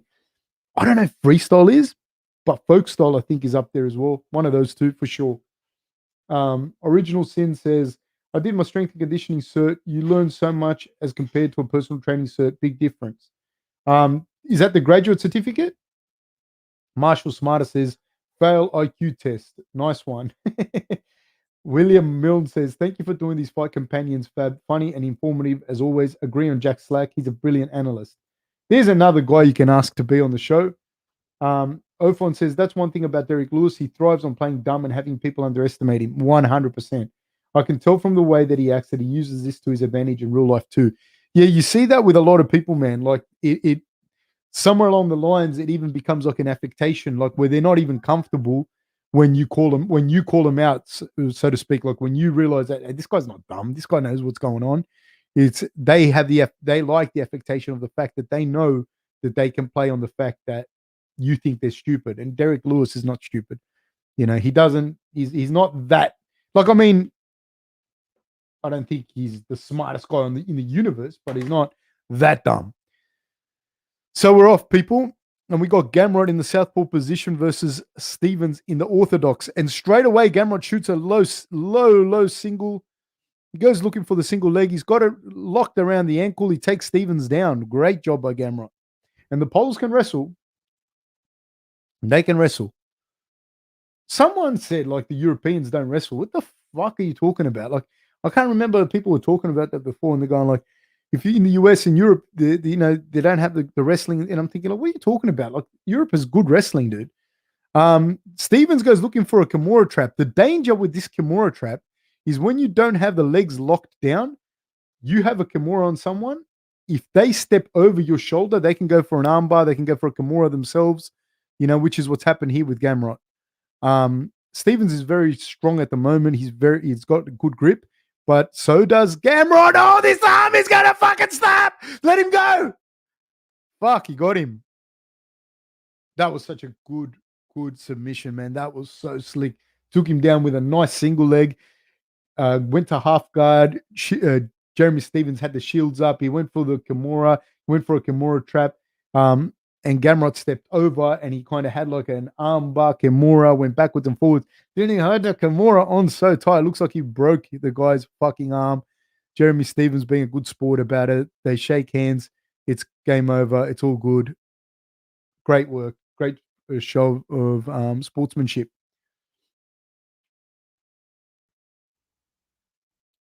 JT Online Gamer says, word on the street is you broke Mark Hunt's neck. Dude, don't even say that. Don't even fucking whisper about that. That's not true. That's not true at all. Mark Hunt is one of my idols, and he is a fucking monster, dude. He is a legit monster, legit something that is a scary man. Avramaya says, Coach, what do you think about Alexander Rakic? I think he's a great fighter, man. I think he's a very, very good fighter. I'd like, I want to see a little bit more of him in the upper echelons because it's hard sometimes, like you have to he's obviously a good fighter. That's in a nutshell, a quick answer. But, to see how truly great he is, you want to see him against a couple of good people in those upper echelons. Like you see like a Dan Hooker or someone like that, he may not look that flashy or whatever, but now that he is right up there, like right up there. Why do I say that? Because you've seen him and his skill set matched, tried and tested, won and lost against some of the best in the business. And you can give an accurate prediction. You can give an accurate assessment of who he is. So I can't really do that with Rakic. Rakic looks good. Physically, he looks like a specimen. He's got good stand-up. He's got it all. He looks really good. JT says, what kind of porn do you watch? And this, my friend, is when you fucked it, didn't you, mate? Ophon says, outside of fighting, I mean. Yeah, no, I agree with you. That's what I was saying, Ophon, before. It's an affectation, I see, like outside of fighting and inside of fighting. I think he plays on that. Marshall Smarter says TJ Dillashaw is one of the most talented fighters in the UFC. Maybe that's unpopular because of substance use, but his skill set is phenomenal. 100% agree with you, sir. I really do. JT Lineker says, what do you think of Nick versus Robbie 2? Are we in the 1900s? Man, I think the problem, look, I think it's always going to be a good fight, but one, I haven't seen Nick Diaz fight for a long time. Robbie is obviously no longer the same Robbie that he was. And it would have been good to see those two at their peak. We saw them fight when they were real young. So I don't know. I don't know who's aged better and all of that. TJC says the cage looks small at the apex. Is that something that's talked about going into a fight? Yeah, there's two sizes of cages: a small cage and the big cage. And yeah, that's you try and train in the size of the cage that you're going to fight, or you cordon off an area so that it looks like the size that you're going to fight. JT says, always wanted to see Ty versus Derek. Seems like they have respect for each other based on comments. That'd be a cracker fight. Marshall Smarter says, Jiu-Jitsu is the tune of the day, as Ice Cube once said. Today was a good day. Yes, it was. Ice Cube. Khaled Ahmed says, I can't picture you failing a unit, coach. You're a pretty intelligent person, unless you must be OCD and just find it hard to start your assessments. Laugh out loud. Yeah, man, I'm not, yeah, I don't know. I wasn't like, I'm not dumb. I wasn't dumb, but I just, yeah, I don't know. I'm different, I suppose. I don't know. TJ says, wow, that was crazy smart. The submission we're talking about, yes, sir. Original Sin says, no, not master cert. You need to have a PT cert and a university degree to take the 3-month course. The master CS subjects are a lot more details. I see. Original Sin says, a good master's degree to take. Every pro team in US, even some high school team, has one CS in the team. So, sorry. No, not master cert. You need to have a PT cert and a university degree to take the 3-month course. The master CS subjects are a lot more details. A good master's degree to take. Every pro team in US, even some high school teams, has one CS in the team. Interesting, man. Interesting. Thank you very much for that. It's very, very interesting. Marshall Smarter says, I actually have OCPD and can attest to it being very hard to start assignments. I'm hopeless at it, man. Marshall Smarter says, watch the Mark Hunt highlights from K1. What a beast, dude. Man. Fucking hard, man. Watch. Ray Sefu was on my podcast, and we edited some clips of his fight with Mark Hunt. So watch, I think Mark Hunt versus Ray Sefu, something through Ray's eyes.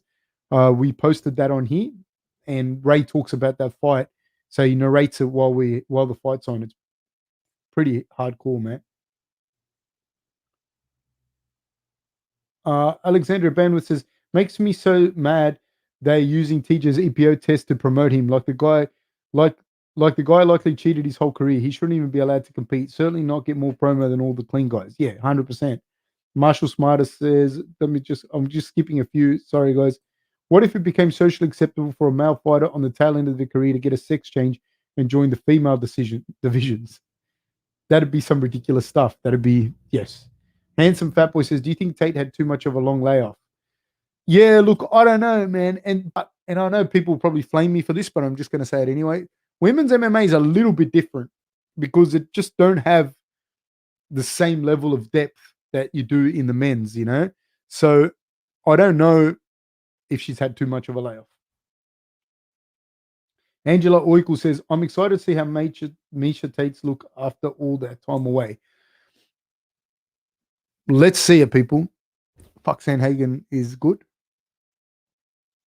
That was a crazy flying knee he hit Frankie Edgar with, eh? It's crazy. William Milne says, hi, Fab. Maybe a strange question, but do you have a favorite era of MMA, i.e. early days versus Pride versus a modern era? I think I have different favorite things for different reasons. I think Pride, just who I was at the time in my life, and there's a certain nostalgia to that, and the fact that I couldn't watch a fight streamed and I had to go on Subfighter and get the fights when they put them up there and all of that kind of stuff. Probably that one, but I think the modern era is always the best era because it just shows where the fighters are at, you know, at that level. I don't like some of the stuff that it's kind of become, but it is undoubtedly the level of fighting at this level is getting higher and higher and higher. Joseph says, Coach, before everything else, I hope you had a great week. Thank you, sir. I did. If Khabib versus GSP happened, how would GSP approach the fight? Does he have to beat Khabib in his own game to have the advantage? Well, I think GSP depends which weight they fight at. If they fought at welterweight, I'd and again, are we talking about Khabib? Khabib's basically in his prime right now. GSP's not, But let's say both of them in their primes, hypothetical. If they fought at welterweight, I have GSP winning. If they fought at lightweight, I have Khabib winning. I think that Khabib loses some of his mechanical advantages going up into welterweight. And I do think that GSP is very good at hitting that jab like a fencer, very, very good. And then because of his blitz, he's able to get that double leg in really, really nicely. And I think he can do that a lot to Khabib. And if he can get Khabib onto his back, even momentarily, even a few times, that's the opposite of how Khabib fights, And Khabib's going to try and come forward, and there's no secret to what he's going to do. But I do think that over 5 rounds at welterweight, GSP could probably do it.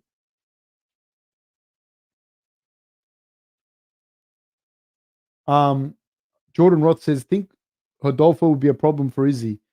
Not right now, man. Not the way Rodolfo's looking right now. Like you saw that fight just then against, like Israel would fucking maul him, dude, right now.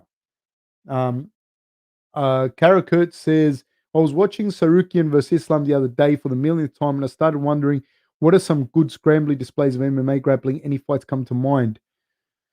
Frankie Edgar versus Tyrone Griffin. Watch that fight, man. That's pretty gnarly. Ophon says, I hope Moreno has at least 2-3 title defenses, because then he's going to make the MMA scene in Mexico explode, and then that will inject more talent into lower weight class divisions as well. Maybe. Marshall Smarter says, if Khabib and GSP happen, GSP's team of genius strategists would have every detail counted and planned for. He wouldn't have to fear positions, if that's what you mean. True. Alexandre says, on his podcast, Hooker said he saw Sandy tee off on TJ at Elevation back in the day. I hope we see that in the fight and TJ gets what's coming to him. Such a classless guy, drug cheat, and sore loser. Yeah, but training room fights are different to real fights as well. You know what I mean? Ophon says, smartest, GSP could study all he'd want, but Khabib would smash that ass. No one's really smashed that ass on GSP though. Like people have caught him, but no one's like smashed him like that. So I don't know. TJC says, I'd be incredibly interested in GSP and Khabib on the ground. I think Khabib's better on the ground. I think Khabib is better on the ground, but MMA fights different, like if GSP can land the jab and keep Khabib back and keep him at bay and then shoot on his terms and put Khabib on his back, even if Khabib gets back to his feet, he's winning those exchanges, but I think Khabib's better on the ground. Rodolfo Smarter says, Rodolfo would get his chandelier shaken as shit if he fought Izzy right now. Badly, dude. Badly. Joseph says, talking about jabs earlier, I remembered when GSP dismembered Kostrik's face with a jab. 100%. Rick James says, why does Misha Tate's face look swollen? I don't know. Alexandre says, imagine saying you didn't lose to Cejudo after you juiced your ass off on fucking EPO and then got stopped in 30 seconds. It's insane. Yes, Tyson Griffin. Of course, Robert. Yes, you're right. Tyson Griffin. You're 100% right. Ophon says, we might have to bring Matt Serra back as a secret weapon to defeat GSP then. Maybe, but you saw what happened in their rematch. And that's different. It's different to getting caught to getting out grappled and out fought. Matt Serra didn't do that. TJ says, I hear what you're saying, but we've never seen Khabib on his back. GSP can get him there. Yeah, 100%. That's what I mean. And I think a lot of that, don't get me wrong, Khabib's a much better wrestler as well than GSP, but not in MMA. In MMA, GSP with his jab and his ability to blitz gets in deep on those double legs, and he's very, very strong. GSP's in Puerto Rico with a death squad. Khabib loses pure grappling to anyone his weight from the top tier DDS guys. Sorry, reality. 100%. That is true as well. Like, even when people say, oh, Khabib has never tapped in training, that's I fucking can tell you that's not true. I don't know, I wasn't there, but There's no way he'd be training with the level of guys that he'd be training with, and he doesn't have a bad day and all of that. No. So yeah, that's people are a bit delusional with all of that. I understand his team saying that. I'm not calling his team delusional. If I was on his team, I'd say the same thing. Rick James says GSP isn't beating Khabib on the ground. I'm sorry, he doesn't have to beat him on the ground. Jordan Fadner says GSP was having trouble with BJ Penn before he greased up. I think that at the time, BJ Penn was really, really, really, really fucking good, man. I think like at his time, for his time, who he was. It's hard. That's what I'm saying. You're comparing people outside of their eras because if you ask me if they fought right now, who would win? I say Khabib would beat him. Khabib's in his prime. The other dude's 40. You know what I mean? But when they were both like, it's outside of eras, man. It's very, very hard to compare. Diego, Caro, and Diego Sanchez had great scrambles. And if I'm not mistaken, Caro and Nick Diaz as well. Did he fight Nick Diaz? I'm pretty sure he did. River Trash says Johnny Hendricks did a bit of damage to GSP. We never even saw Khabib bleed. Again, I don't even know what that means. Caro and Diego Sanchez had great scrambles. William L says BJ was an incredible innovator in MMA. He was at his time. In his time, he was, man. This is the other thing is people maybe weren't around during those eras. Like BJ Penn at his time was like incredible. He was incredible. He went lightweight to welterweight, and won. Like he was something else, dude.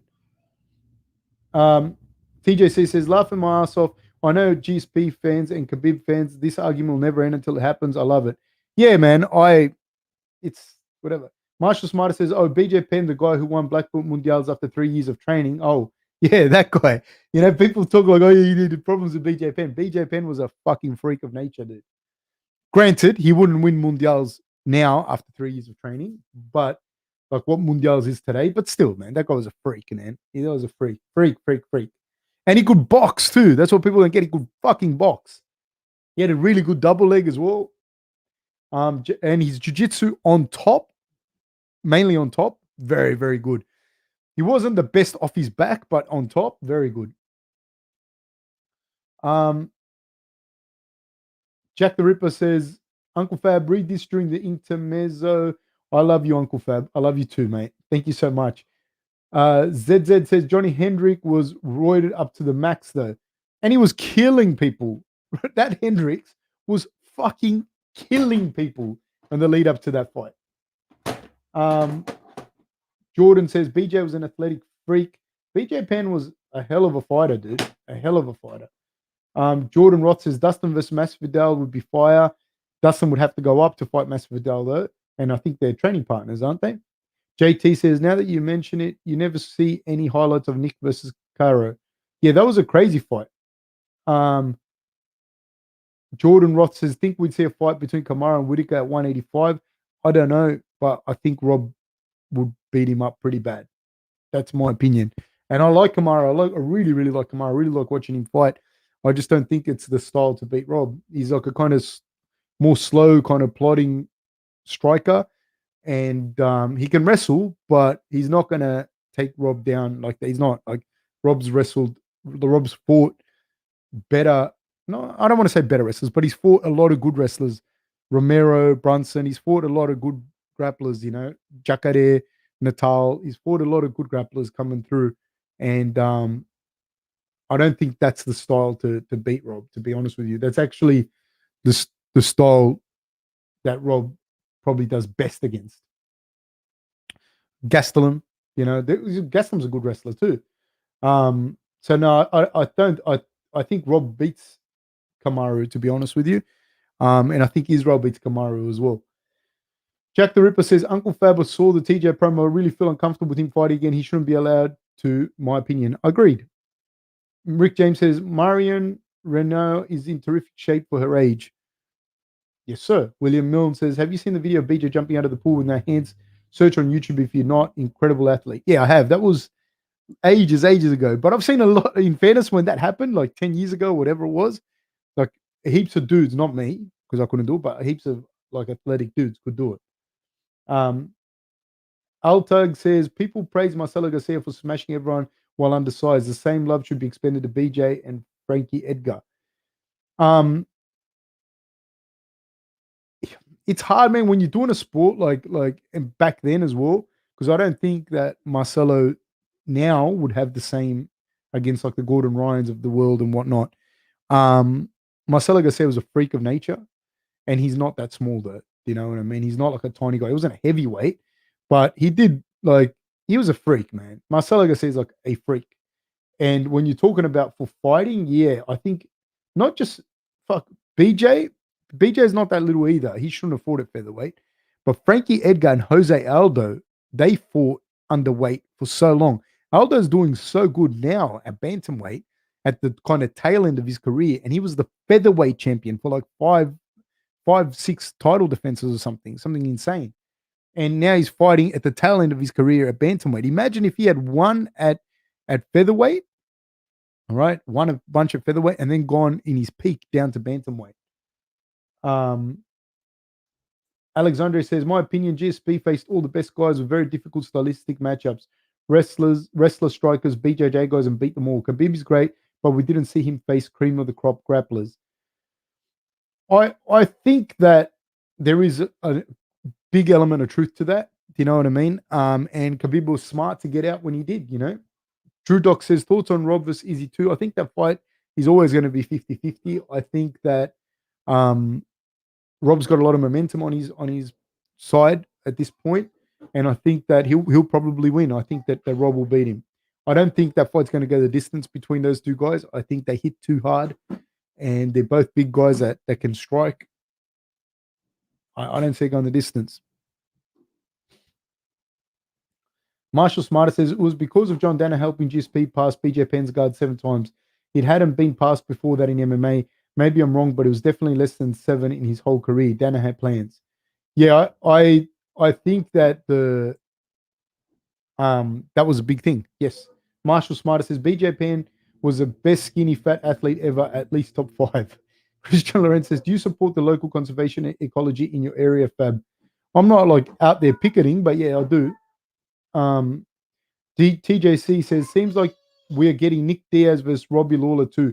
Fun fight that doesn't mean much in the rankings or championship talk. But who you got? I don't know, man, because I haven't seen Nick Diaz fight in forever.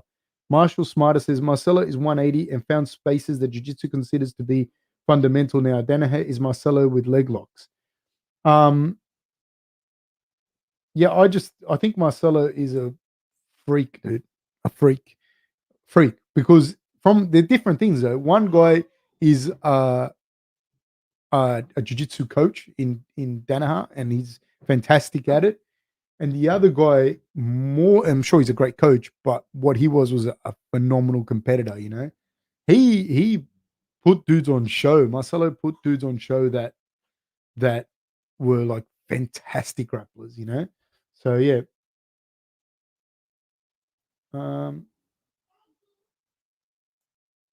Ophon says, do you think Adesanya and Whittaker teaming up could easily take Ngannou? Yes, easily.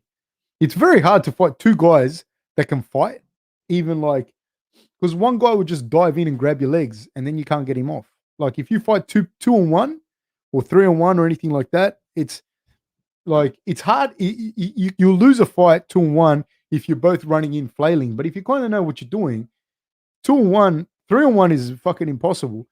But if you shoot in on someone and you grab a leg, while the guy's trying to, like, it's hard, man. It's very, very hard. Like as soon as you grab a leg, the person's like all over the place, and the other guy can tee off or jump on his back or whatever. It's not winning a fight 2 on 1 is not a huge accomplishment.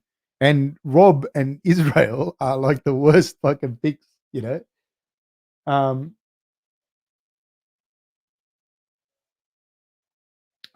Angela Oikle says, not a chance Whittaker versus Izzy goes the distance. They're both too good, and they both genuinely seem to want to prove a point in this fight. Dude, don't read into that shit too much, because you want to prove a point always. They just how they match up, man. Sorry, guys, going to miss a few pound for pound number one, Jones and Khabib and why? Well, I think Khabib, like, if you had to just say if you it's a binary pick out of those two, just because there's been no drug allegation thing.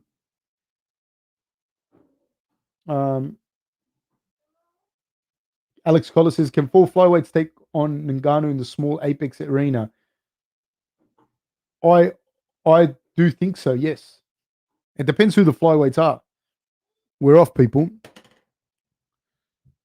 Both girls in the orthodox stance. Reneau and Tate, they're both kind of pouring at each other with jabs. Marshall Smarter says, I saw Ngannou getting rolled by a normal sized BJJ black belt. Take Whitaker without cutting, and is he putting heat on his head? That's no bueno for any human in the world.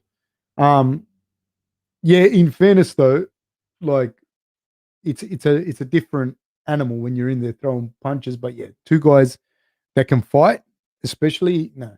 Ofon says, interesting take. Ngannou's just so damn explosive for those first few minutes though. Anyways, thanks for humoring me. But I'm telling you, man, it's a different thing. Like when, like I've worked with like coppers and I've worked with like prison guards and that, and that's one of the big things that they do is like they'll latch onto a limb, or like say a female police officer, they'll latch onto a limb, like onto a leg or onto an arm of a guy, and then the other copper goes to the other police officer will go to town on the other person, you know, because it's very hard. Even like say a small woman that's 50 kilos, 57 kilos, something like that, you know, 140 pounds, something like that. If they grab onto your arm, like, and they know how to do it, like kind of like a 2-in-1 in wrestling, and they just latch on, if you're wearing a jumper and they just latch on to that arm, you're off balance. You know, unless you're, I'm not talking about you being Ngannou now. I'm just talking about you being a normal, strong, like fit guy, like say someone my size.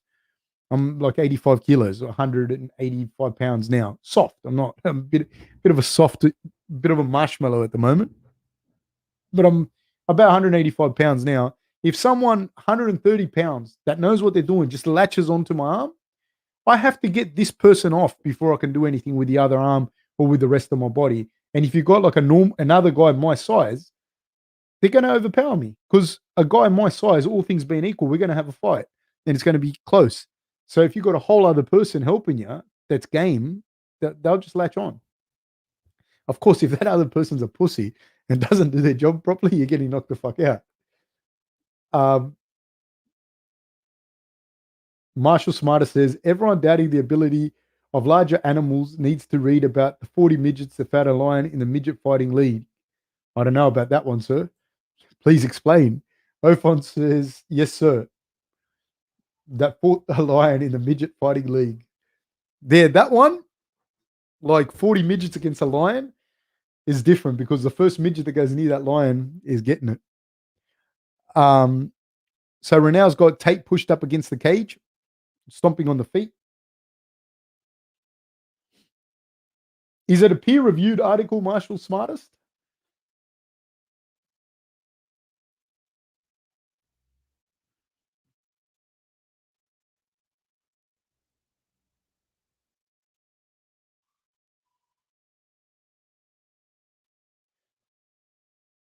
TJ says laughing my ass off if the other person's a pussy. Dude, imagine you being a police officer, right? And turning up somewhere and there's some dude like on ice or whatever, or whatever, you got to break up a fight or whatever you have to do, right? And or you're there, you're in that, and you already worked it out. Like you already know, like the smaller of the two, like will have to grab the big person's arm or something. Reneau, Misha Tate got a takedown on Reneau. There's 47 seconds to go. She's in the half guard. Reneau is looking for some sort of triangle, but I don't think she's going to get it. Now you go in there and you go to the other person that's meant to grab the arm, doesn't grab the arm. Imagine that, you know, doesn't latch on, kind of gets scared, and now you're left fighting this monster. Nah. Please read the midgets fighting the lion aloud. Like, read it aloud now. Like, have you got a link to it? I'll read it for sure. Thank you so much for your support. Yeah, send me a link if you really do have it. Jay Lang says, Please give us the play-by-play, please. Well, Tate is passing the guard. She's in half guard. She's got shoulder pressure. That's the end of the round. Not a lot happened in that round, man. William Mills says, if you could choose one non-heavyweight from Pride to be transported to compete in UFC in their prime, who would it be? Arona. I think he would have done really, really well in the UFC with the cage and elbows because he fought in Pride where it didn't have he didn't have the cage and he didn't have elbows. He couldn't elbow in Pride.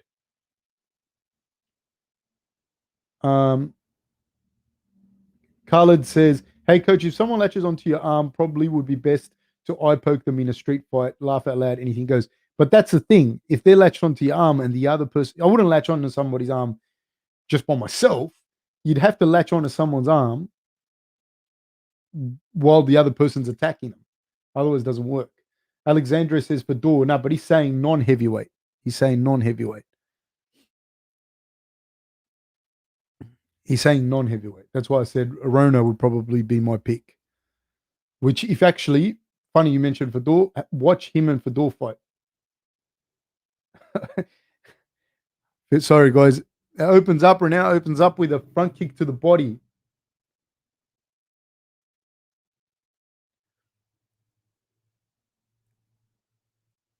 Miesha Tate goes for a 1-2.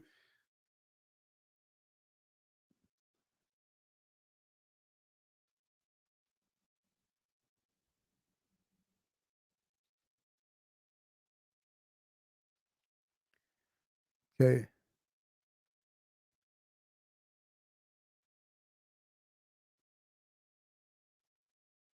There's not a hell of a lot happening in this fight.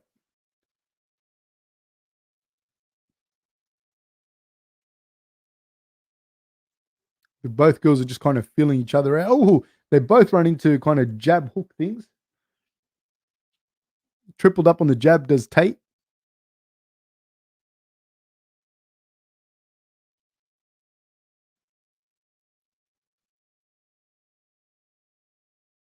Nice right hand by Reneau. There's not a lot. It's kind of a lot of one-off stuff, you know.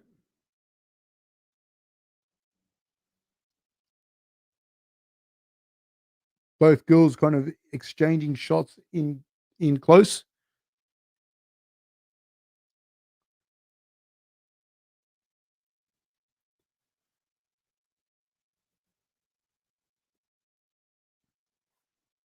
There's very little happening in this fight. I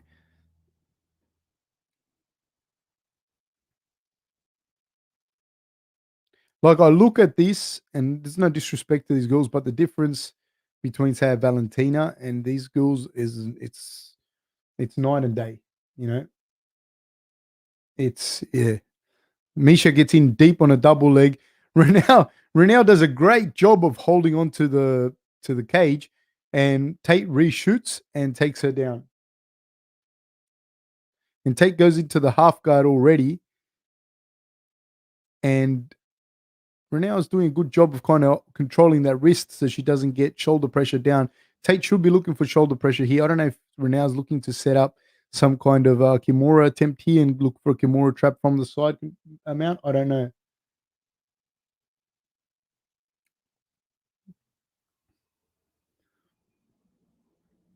Yes, she is. There's a Kimura. It's not that it's not effective. It's not. It is. It can be effective, but it is one of those things you'd want to be. You want to be kind of good at it if you're going to do it because the moment you open your guard, all right, and you don't have any control, and your hips aren't between you and the other person, you're opening yourself up for an armbar there, and as we saw with Gamrot, and I don't know how versed Reneau is at in this position because she's just getting ground and pounded here um, from Tate. You know, elbows to the body, and Tate's doing a good job of putting the weight down towards her.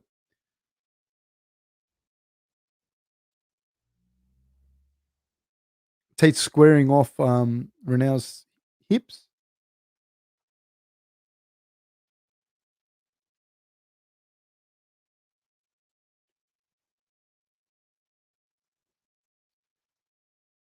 Um, Altog says, if Misha wins, do you think they're going to push her for the name value? I don't think she deserves anyone higher ranked than Yana. I don't know, dude. I don't know. I don't know. Like there is a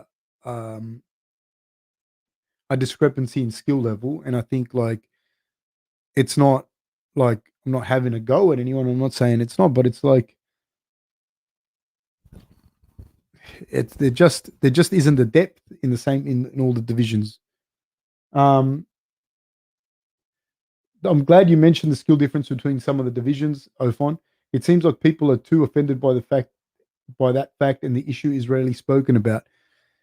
Yeah, like I mean, there are some girls that are just fantastic fighters, but there just isn't the depth in women's fighting. Not yet. And I'm not saying that there will never be. I'm just saying to you, like there just isn't the depth in it.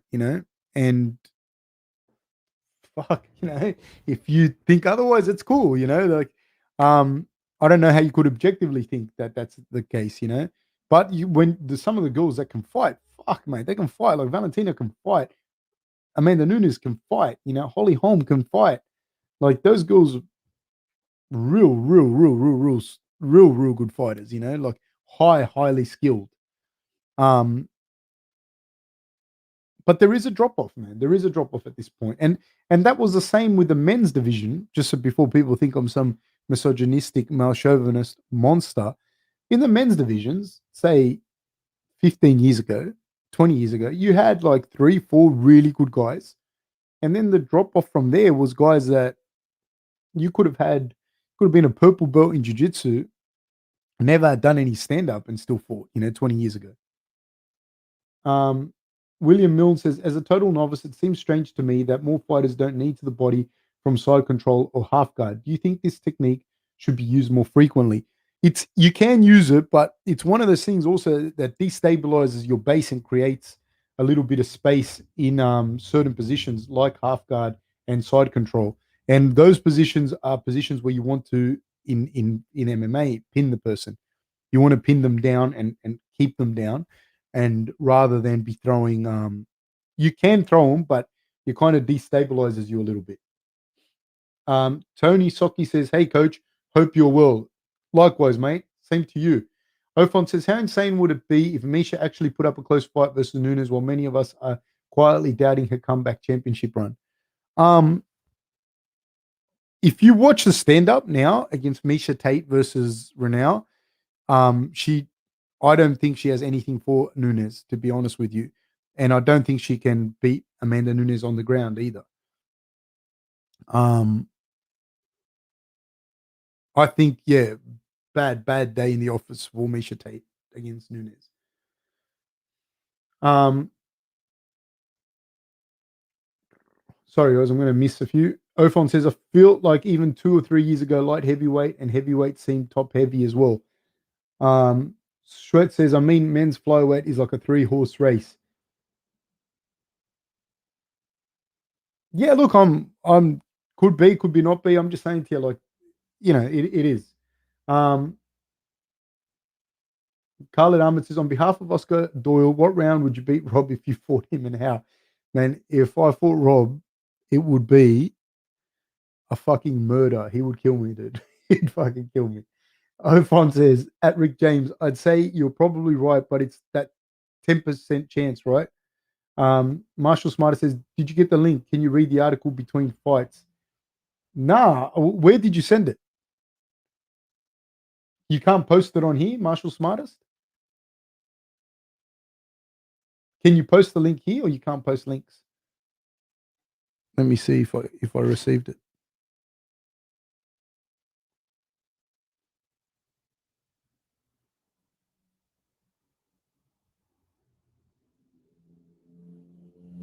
I got Ian Mars scans.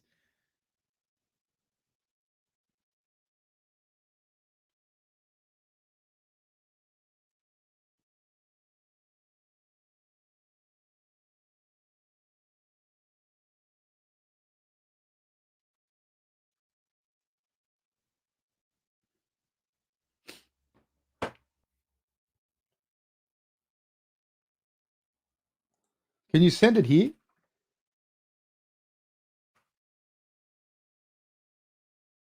You send it there?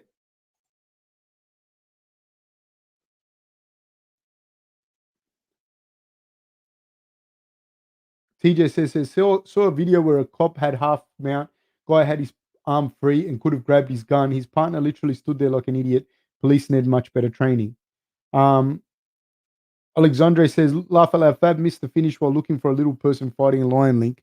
I did, man, but that's more testament to the fight, man. You can't be so angry at me. Nunes versus Tate rematch prediction, dude. I like this. Nunes will beat her badly. Sport Reaction says, "Are you in New South Wales lockdown?" I am. I am in New South Wales lockdown.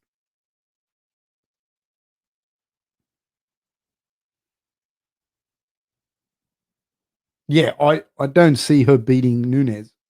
I see it being a massacre, to be honest with you. Like that. Like I don't see Misha Tate coming close to being able to beat Nunes. Old Tug Karakurt says, I can't wait to be flooded with the great comeback storylines after this lukewarm fight. Um, yeah, man, like I mean, she's a nice enough person and the rest of it, and you want her to do well, but not any more than you want Reneau to do well either. I don't think she's an evil person. Um, and all of that, but like from an athlete, objective athlete perspective versus Nunes, I don't see her beating Nunes. No way, no how. Um, Rick James says, "Hey Fab, what's your prediction for the lockdown? When will it end?" Man, not for a while. I don't think. Like it just depends, dude. Like I see people, dude. Like they tell us to do one thing, and people do the opposite. And if people keep getting community transmissions, they're just going to keep extending. It's not. Yeah, that's what I see. Sweat Lord says, "Are you going to do a watch along for ADCC?" Maybe, maybe. Um, Alexandre says it was such a massacre first time round. Insane that Misha was the favorite in that first fight. You sent it to my info mail. All right, excellent. I will see if I can get it.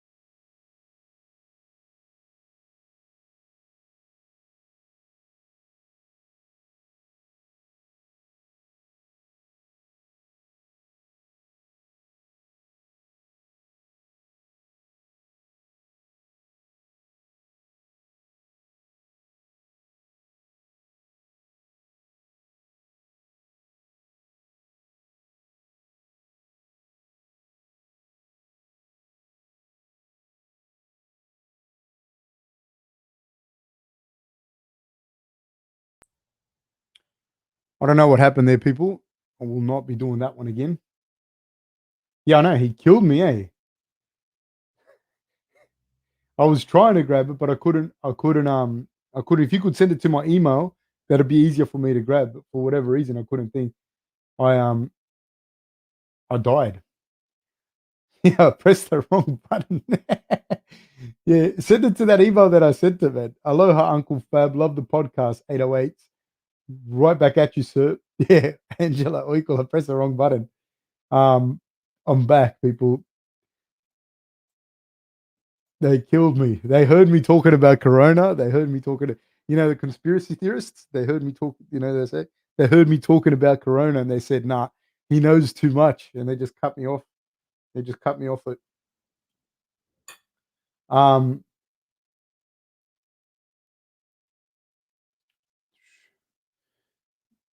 yeah, man. As soon as they heard me, they just Dr. Adnan says, how much time left for main event?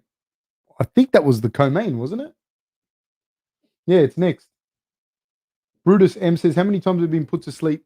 None, never. I always tap.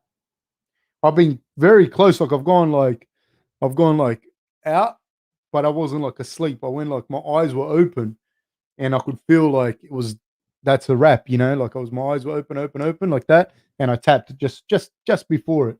But I have a mate, and I was talking to Marshall Smartest about this during the consultation thing. I have a mate, the scarf hold guy that I was telling you about, this guy that wrestled in Eastern Europe his whole life in the Soviet system. But he's got this crazy scarf hold and head arm chokes as well. He does that. And one time he got me in this like kind of half scarf hold, half head arm choke, and it was on like tight. But I had just enough space. Like I kind of just made a little bit of space, but it was still tight. All my neck was cranking, everything, and my head felt like it was going to explode, but it wasn't on.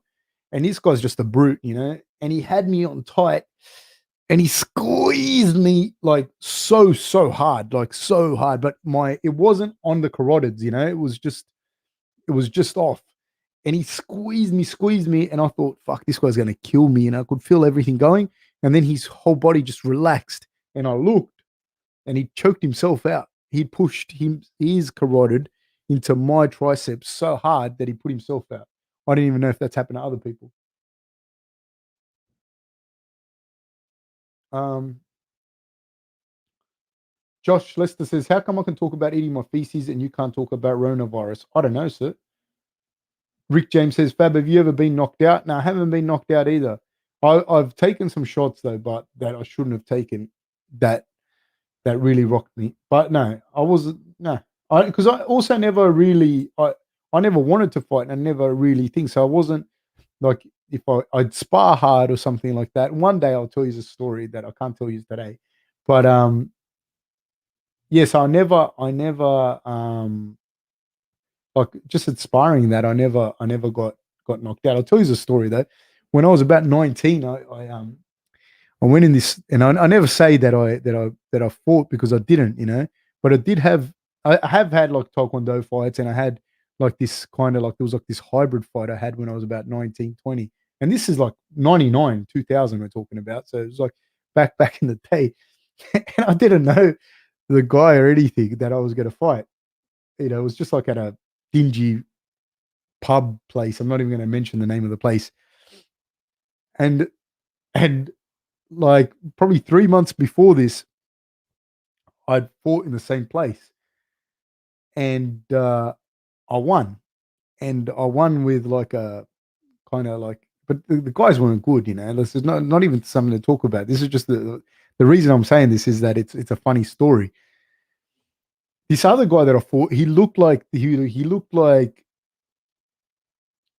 was like out of shape, short, chubby, and he looked like the only way I can describe it. He kind of looked slow.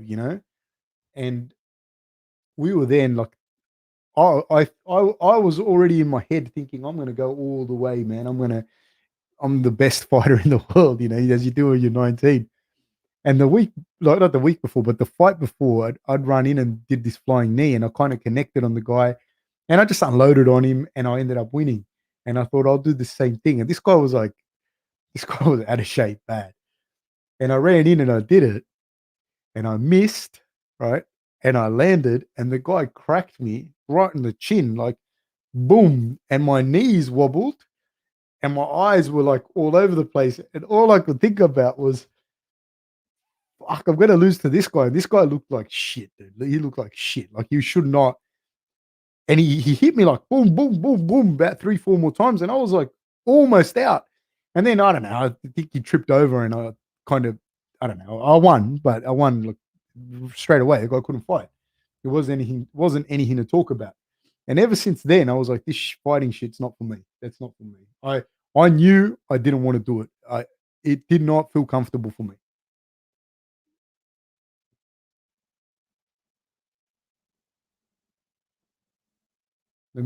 So that's true story.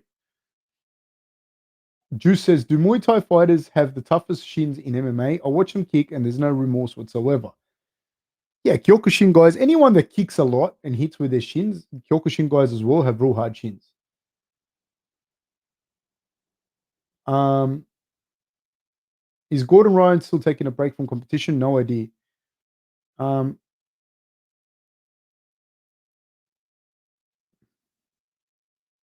yeah, no, Tassos, there's no thing over here. Main event starting now, Ian. Um, TJ says, only time I ever got knocked out was playing American football, got picked up off the ground.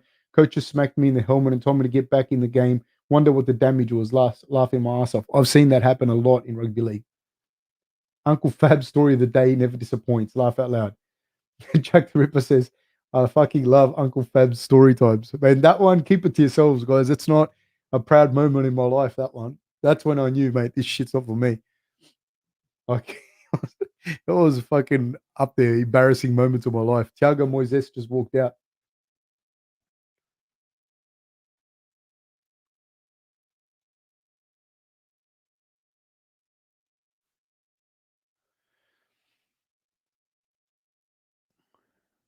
Look, Thiago is good, but I just think that Islam, if I could make a matchup, Makhachev's the worst matchup for him. Rick James says Moises walking out right now is about to walk in the cage. Is see this guy that's here with him? That's Steve Mocco. If you don't know who he is, Steve Mocco is like the wrestler. He's like a beast of a man, man. A bear of a man. Um, Chuck Lee. I used to watch this guy wrestle. He's like close to my age. I used to watch him wrestle like through high school and all of that. Charles versus Castano was very good. Spoiler: it was a split decision draw. Looking forward to Zeus smashing them. Was it a split decision draw for real? Because I haven't watched it. 808 says Islam for the win. Keenan says Islam the heir to Khabib's throne or something. He could be. We're going to see. Jack the Ripper says, I swear to God, I'd skip this whole card to listen to Uncle Fab's story times. I've got a lot of stories. If I ever moved to another country, I could tell more. Handsome Fat Boy says, it would be awesome to see Khabib do a grappling match now that he's retired. Rick James says, I feel that Islam's team has put a lot of pressure on him by hyping him up so much. The thing is, though, dude, in today's day and age, you got to get his name out there too. You know what I mean? You have to get his name out there. You can't just it can't just be him fighting alone. Like the guy's 8-0, and he's still probably a few fights away from the title. You know, so he's going to have to do 10 or 11. You know, so and that's with him being Khabib's training partner. TJC says it's crazy that nobody wants to fight Islam, considering the MMA world knows his potentials. It would be such a good win. Yeah, but the other thing is, it's it will be a fucking beatdown. Marshall Smarter, send it here.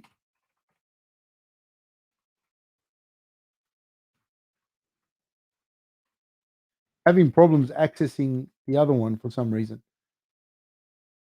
Good. If you send it out there, it'll be. I'll read it after this. So here comes Islam. Keenan Milham says, "If I ever move to another country, I could tell more. It doesn't make us more curious at all. I just tell you the truth. I could tell more stories if I move to another country because I don't live far from where I grew up and that. And so there's So yeah, no, I'm not going to touch the wrong button right now. Um, I'm not going to do the article now, but if you can send it to that one, I'll do it straight after the fight.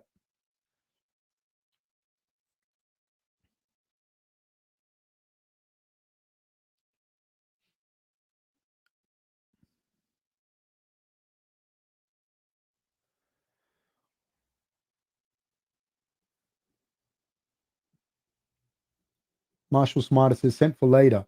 Chuck Les says, yeah, split decision draw. Charlo had the jab. Castano got in close, went back and forth the whole fight. Did they bash the shit out of each other? Did they beat each other up bad?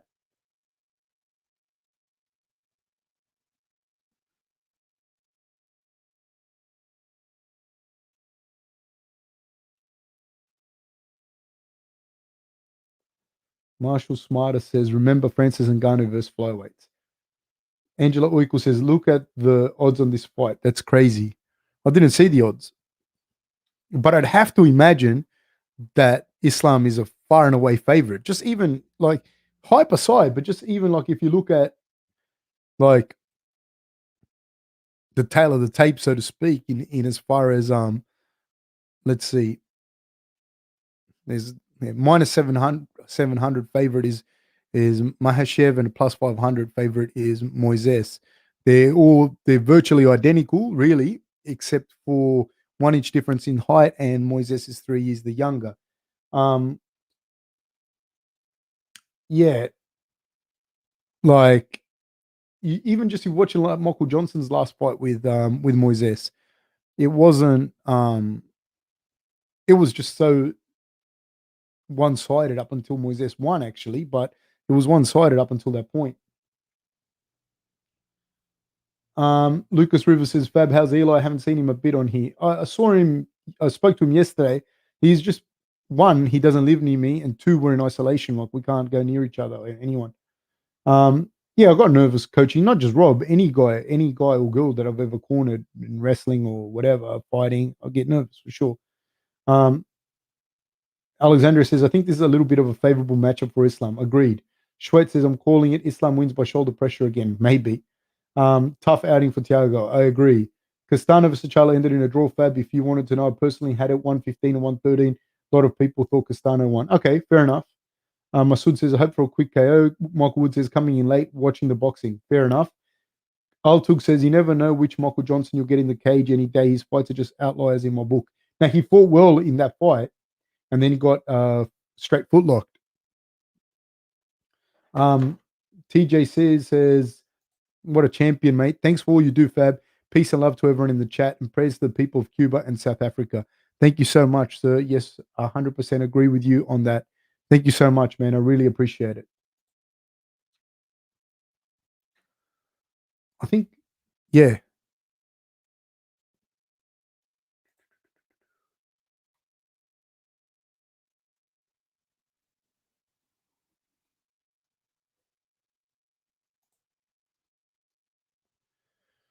I'm into that. I will say that for sure.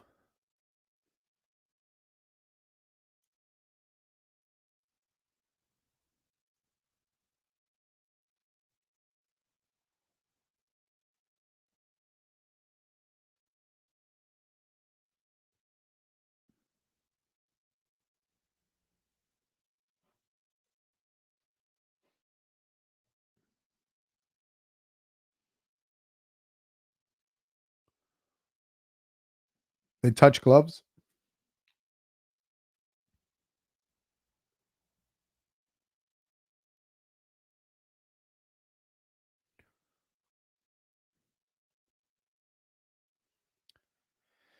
And we're off, people.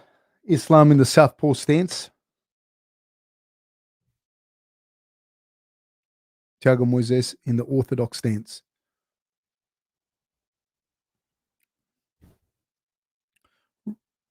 Big right kick by Moises. I wonder if Islam is going to keep him at the end of the jab until he wants to take it down. Although Moises is very good off his back. He's got very, very good jiu-jitsu. I don't know if his jiu-jitsu is going to be good enough to keep Makhachev at bay. Makhachev fainting.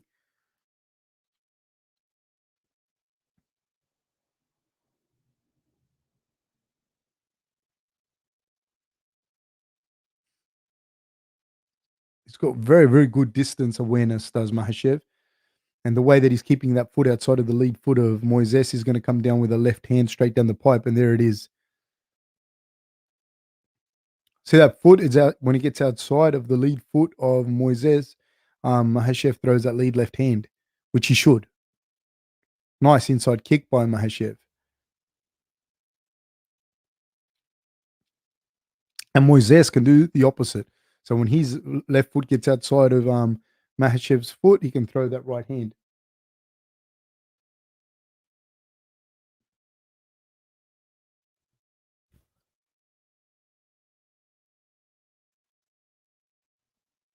Oh, nice high kick by Moises.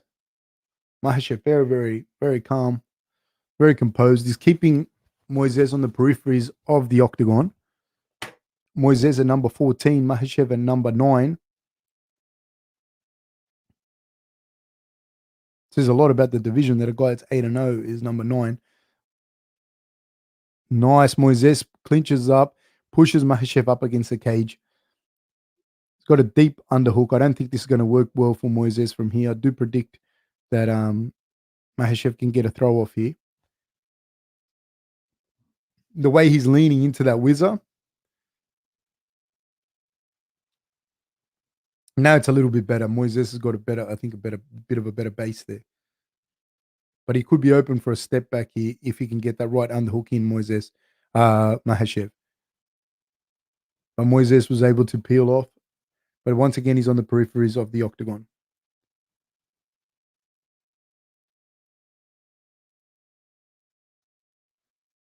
Nice kick to the body by Makhachev.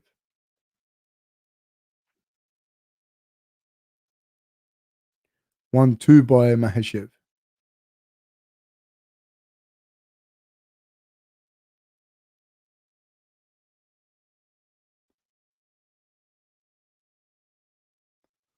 Good combination there by Moises.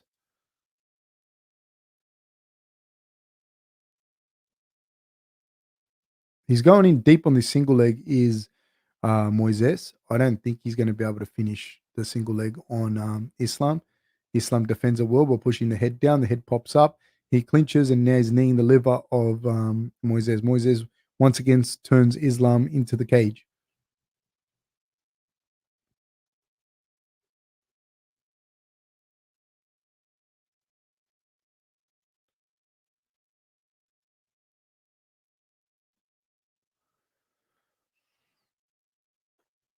I think Islam is doing a good job of just kind of grinding and wearing on Moises as well and taking zapping a nice. He steps in deep and gets a takedown. Nice body lock takedown.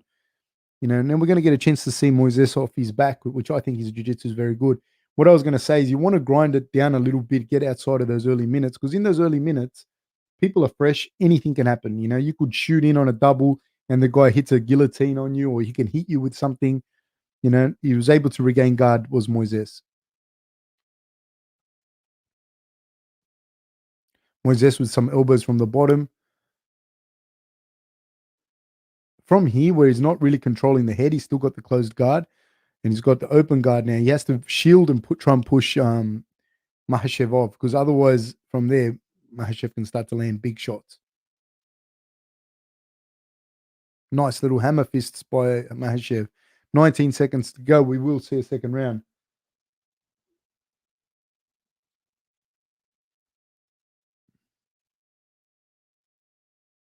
Good job. Good job by Makhachev. And Moises was as well, like, you know, being a 5-round fight, he's done a good job as well.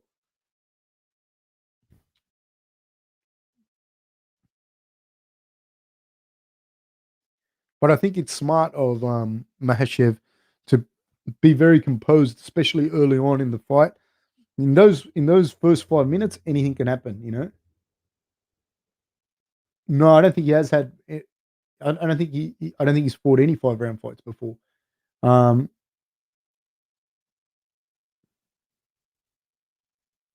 Rick James says Islam's ground and pound isn't at Khabib's level. It's a different form of ground and pound. You know, I find that the way that Khabib does it is very pressure based. He comes forward, hits you very hard, blah blah blah. Um, in fairness, though, like Marshall Smartest just said there, Thiago's jiu-jitsu was proper. Yeah, I was gonna say like the level of jiu-jitsu that Thiago has is from memory is probably better than a lot of the jiu-jitsu guys that Khabib has fought like this off memory, off the top of my head.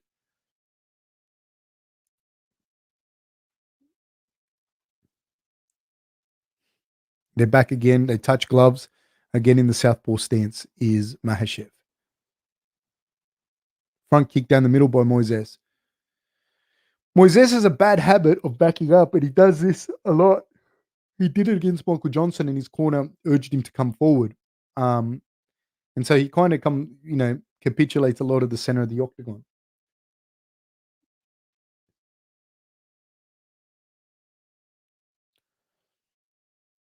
Michael Wood says, nice. I forgot this was 5 rounds. Yeah, 5 rounds as well changes the dynamic of a fight. They're very different. Like, I don't know, like if Islam's not as good as Khabib or whatever. I think they're very, very different fighters. Very, very different the way they fight.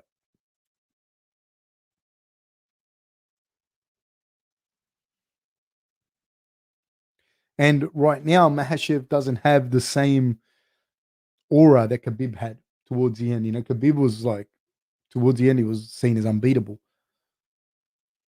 And he pretty much was. Big shots landing by Makhachev. They're not landing flush, but they're landing. And you can see it in Thiago's face. So he went for two inside trips, did Makhachev, and then he went for a body lock.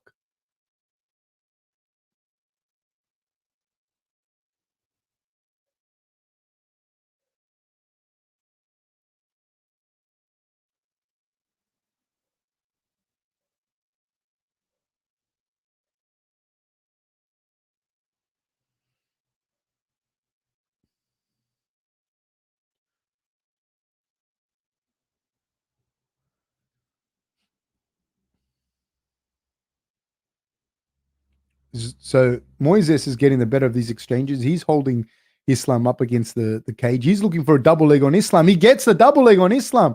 Great work by Moises. Moises is Islam starting to reverse. He gets back to his feet. Moises takes the back. He's up too high. And great scramble. Makhachev got the better of that scramble. Makhachev goes looking for the back himself. That was, man, pretty good. Eric says, Fab, did you have a prediction on this one? I predict Makhachev to win. Yeah.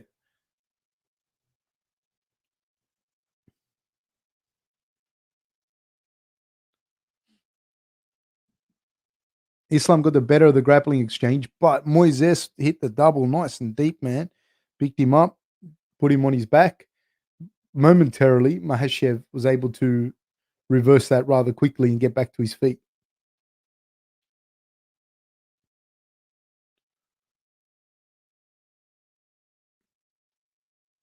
He's doing a good job, Makhachev here. He's looking for the back take.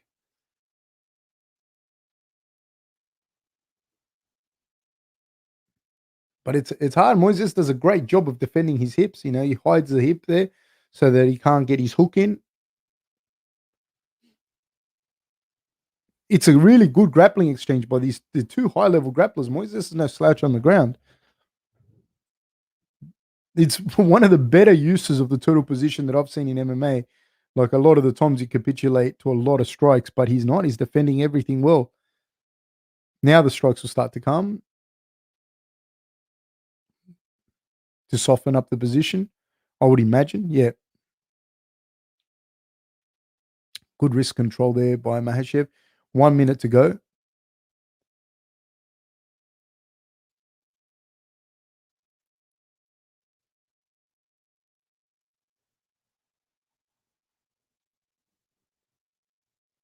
And that little, see where he's got his foot, it's pointing the other guy's foot out. It's pointing Moises' foot out.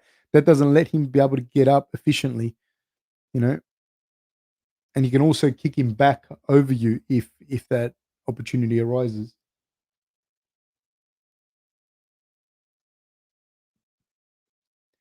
There it is, good. His back take's almost there. 35 seconds to go. He's looking for the other hook in. He's landing a lot of shots now and trying to soften up Moises. Moises doing a good job of defending, not letting that other hook get in, but he's got the hooks in. He's got both hooks in, does Makhachev. With 21 seconds to go, he's looking for the body triangle.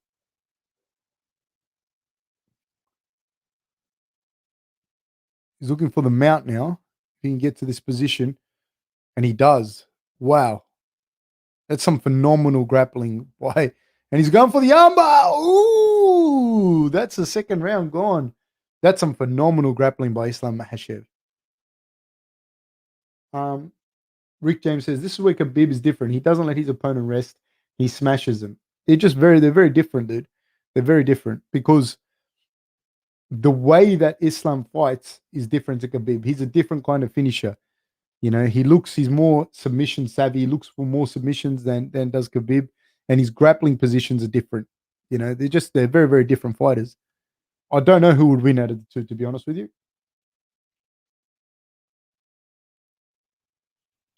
Marshall Smarter says, wow, that was a real saved by the bell. Yes, sir.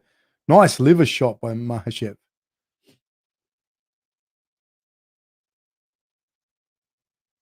That was a big double. And he went to pass, but that was good wrestling from Makhachev to get back to his feet.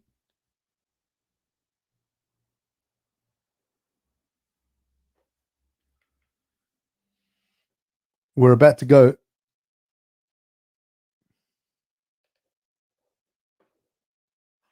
Third round started. And this is a problem now. This starts to become a real, I think it really starts to mess with your head from Moises' perspective. Because, like, on the ground, he's seen what's going to happen if it goes to the ground like that. Anywhere other than with Moises just on top. Yeah, I don't know. And he's not outstriking Makhachev either.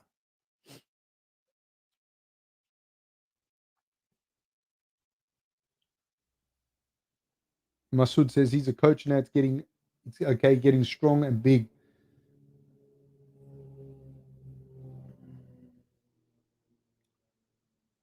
Talking about Khabib, they were.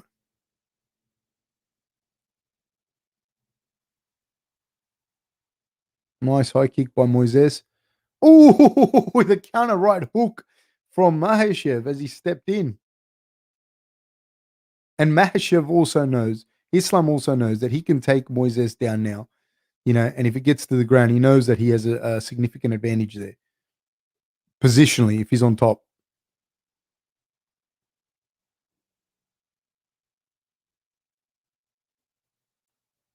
Really good distance awareness, really good feints. Nice combination there. Moises goes looking for a double leg.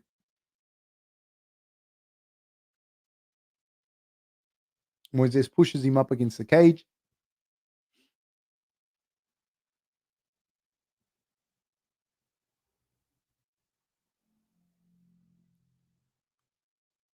I don't know that he's going to be able to finish this takedown.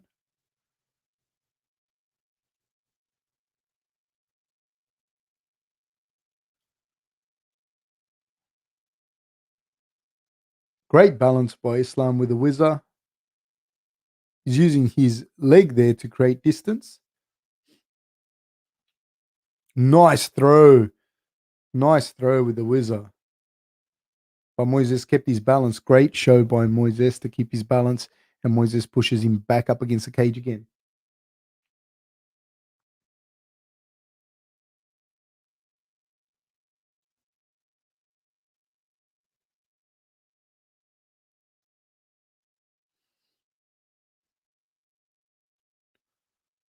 Nice. There's that underhook. That was a really good. There he goes looking for that foot sweep.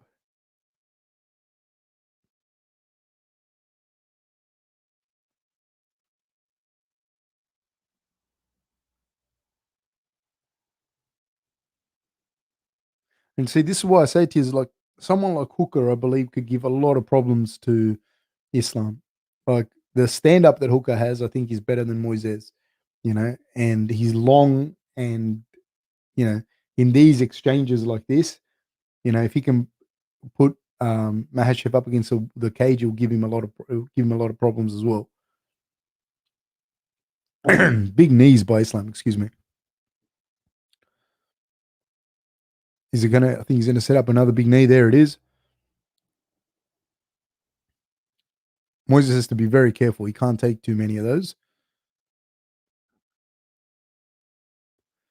Good knees to the legs.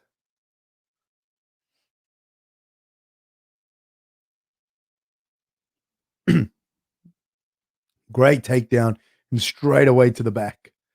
His grappling is superb. It's really, really good. He's taken the back again. Is he going to go looking for that body triangle combination again to get nice? He went looking for the mount, and now Moises is looking for a leg lock himself. He hasn't passed. He hasn't cleared the knee. He hasn't cleared the knee yet. Moises. He hasn't cleared the knee. See that left foot that's holding that leg there? He wants to clear that so he can get his knee out, and he's almost cleared. But it's not in deep enough for the heel hook for him to get the heel hook. And he's able to land some ground and pound there. This will buy him some time. The knee's still in there. But I'd be surprised. He hasn't got it's not in deep enough. Not in that position that he's in there. He's very flexible too, Islam. Oh, and he's fighting the hands now.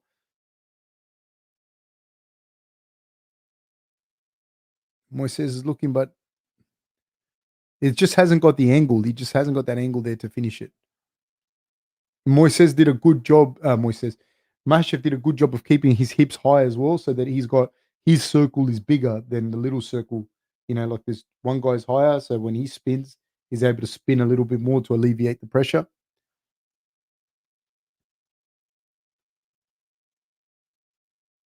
Eric Salham says, "Do you think that a long fighter like Hooker would really limit Islam's entries?" I think on the feet, Hooker would give him a lot of problems, dude. A lot of problems. Like just watching this now, it'd give him a lot of problems. And Hooker's got knees and elbows when you're trying to make your way in. Yeah, it looks like there'd be a few things that Islam still has to fix a little bit. Rick James says Islam's looking more tired than I've seen before. Yeah, well, they're having some pretty big grappling exchanges, you know. And I think Moises, whilst he's tricky for Islam just from the jiu-jitsu background, you know what I mean? It's not like you can just take him down and just ragdoll him. He has to be careful with some of the entries, in with a good jiu-jitsu guy like that.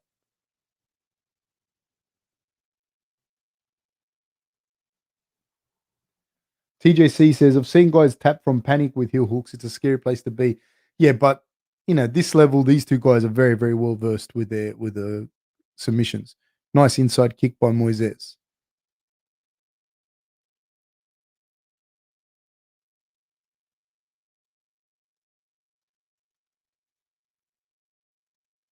Nice high kick by Makhachev. And then Makhachev in deep on a double leg. He picks Moises up. Nice little slam, almost straight into a triangle though. And that's where you got to be careful. That's what I mean. Like a guy like Moises he's got good jiu-jitsu. Closed guard up against the cage. Look for Islam to start turning him a little bit. I believe that Islam's going to turn him a little bit to the left to keep Thiago's head kind of stuck on the cage. There he is. That's all it takes. Just that little bit of a turn. So it keeps the head parallel to the cage and the body perpendicular to the cage, which limits your amount of hip movement.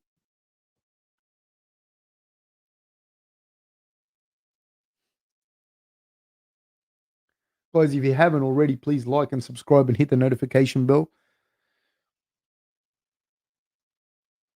Here, I think Moises has got in his leg trapped. He's got to be careful. These positions here with the hips up high like this and your chin's above the other guy's chin, you're going to get whacked.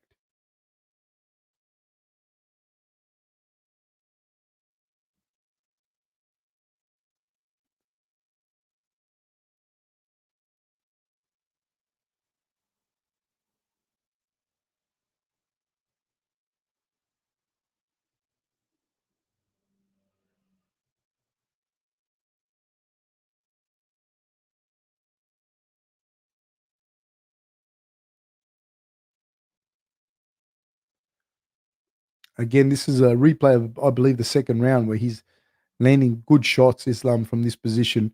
And slowly Moises is starting to wither, but he's in deep. This is a rear naked. I think it's over. This rear naked's in pretty deep. Done. That's a wrap. Ladies and gentlemen, that is the wrap. Um, Ziz says, "Hey Ziz, bro. Hey coach, quick question. How should someone who's looking to train mainly for self-defense go about it? I started training jiu-jitsu just a few months ago, but I feel it's sport focused. Cheers." I think you should go and find what you like doing. Like, I often think this, like, depends also how old you are, et cetera, what kind of self-defense you want to do, what you want to defend yourself from. Um, but one of the big things is, um, this is just my opinion. If you're like a 20 to 40-year-old male and you're fit and strong, most of you, although they are the ones that do the most fighting, um, I think that you're pretty safe from a lot of people anyways. But um I think you have to just find something you like. Like if you like doing BJJ, do BJJ, and then maybe do any striking sport that you like, whether it's boxing or kickboxing or Muay Thai. But the reality is, man, if you did boxing 3 to 4 times a week, 3 times a week, you did boxing 3 times a week, um, from a self defense perspective, you'll be fine, dude. You'll be fine. Like you're not there to fight, people on the street day in day out. If you do jujitsu 3 to 4 times a week, you're going to be all right. You're not out there fighting people like on the street 3 4 times a week. If you are, you got other issues. You probably need a psychologist. If you like that's the reality, dude. If you do weights and hit hit mitts and do boxing twice a week, you'll be fine from a self defense perspective. Like you're looking at extremes where people go, well, if you get attacked by 3 guys, I don't know, man. You can also get stabbed too. So I'm just saying to you, if you whatever you enjoy and you're going to adhere to, do it, and that's going to be more than enough for self defense. Marshall Smarter says it wasn't just like that. Threats of ground and pound change a lot. Mac has a ton of combat sambo and wrestling and striking an opponent from behind. Yeah, or 1,000%. Like if they had just a roll, just a submission roll, I still think Islam would probably get him, but it'd be completely different to that. Like the strikes and that are completely different. Rick James says he should fight Hooker next, but for some reason he doesn't want to. What did he say? I don't want to fight Dan Hooker. Is that what he said? Or I don't know. I think Hooker's one of the toughest matchups for him. In fairness, that was a great fight. I really liked. I'm a big fan of Islam. I think there's a few little things with his striking and that he could probably work on. But that was a real interesting. That was a real interesting fight. I like the way he did. I like the way that he goes for submissions a lot as well. It's a little bit different to Khabib, just the way they fight. SSJ says, "What's up, Fab? What did I miss?" Nothing much, mate. Just Islam got the win.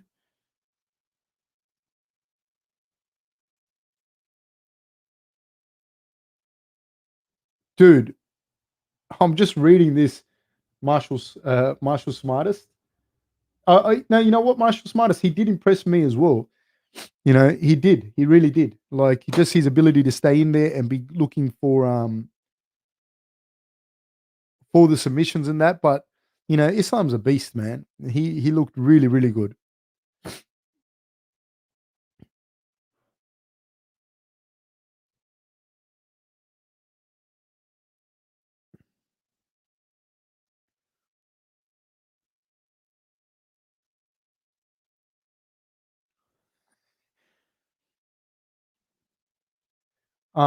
Marshall Smartest.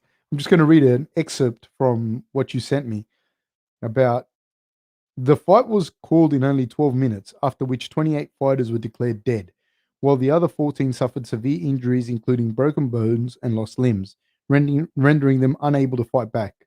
Sihamoni was quoted before the fight stating that he felt his fighters outnumbered the line 42-1, that they could wit it and outmuscle. Unfortunately, he was wrong. So SSJ says, also, coach, I took your advice and I'm reading The Prince by Machiavelli. Do you like it? TJC said, good night, Fab. Good night to everyone in the chat. God bless you. Talk next time. Thank you very much, guys. Royce C says, It's been a decent card of fights tonight. Thanks for the commentary as always, Fab. Thank you guys. Thank you very much. Really appreciated it today, guys. I really enjoyed that. Thank you so much for your help. Thank you so much for your support. He called out RDA. That'll be an interesting fight. That'll be an interesting fight. He and RDA. RDA, he doesn't do that well with the wrestlers, in fairness. And I think he's there smart and he's doing the right thing by slowly going up that ladder, you know? So by the time he gets to those top guys, he'll be ready. And I think he's ready now, but he's doing the smart thing. So thank you very much, guys. Please like and subscribe if you haven't already. If you haven't already, please do so. And mate, I'll see you all guys very, very, very soon. Thank you so much. And I'll speak to you guys very, very soon. Thanks a lot.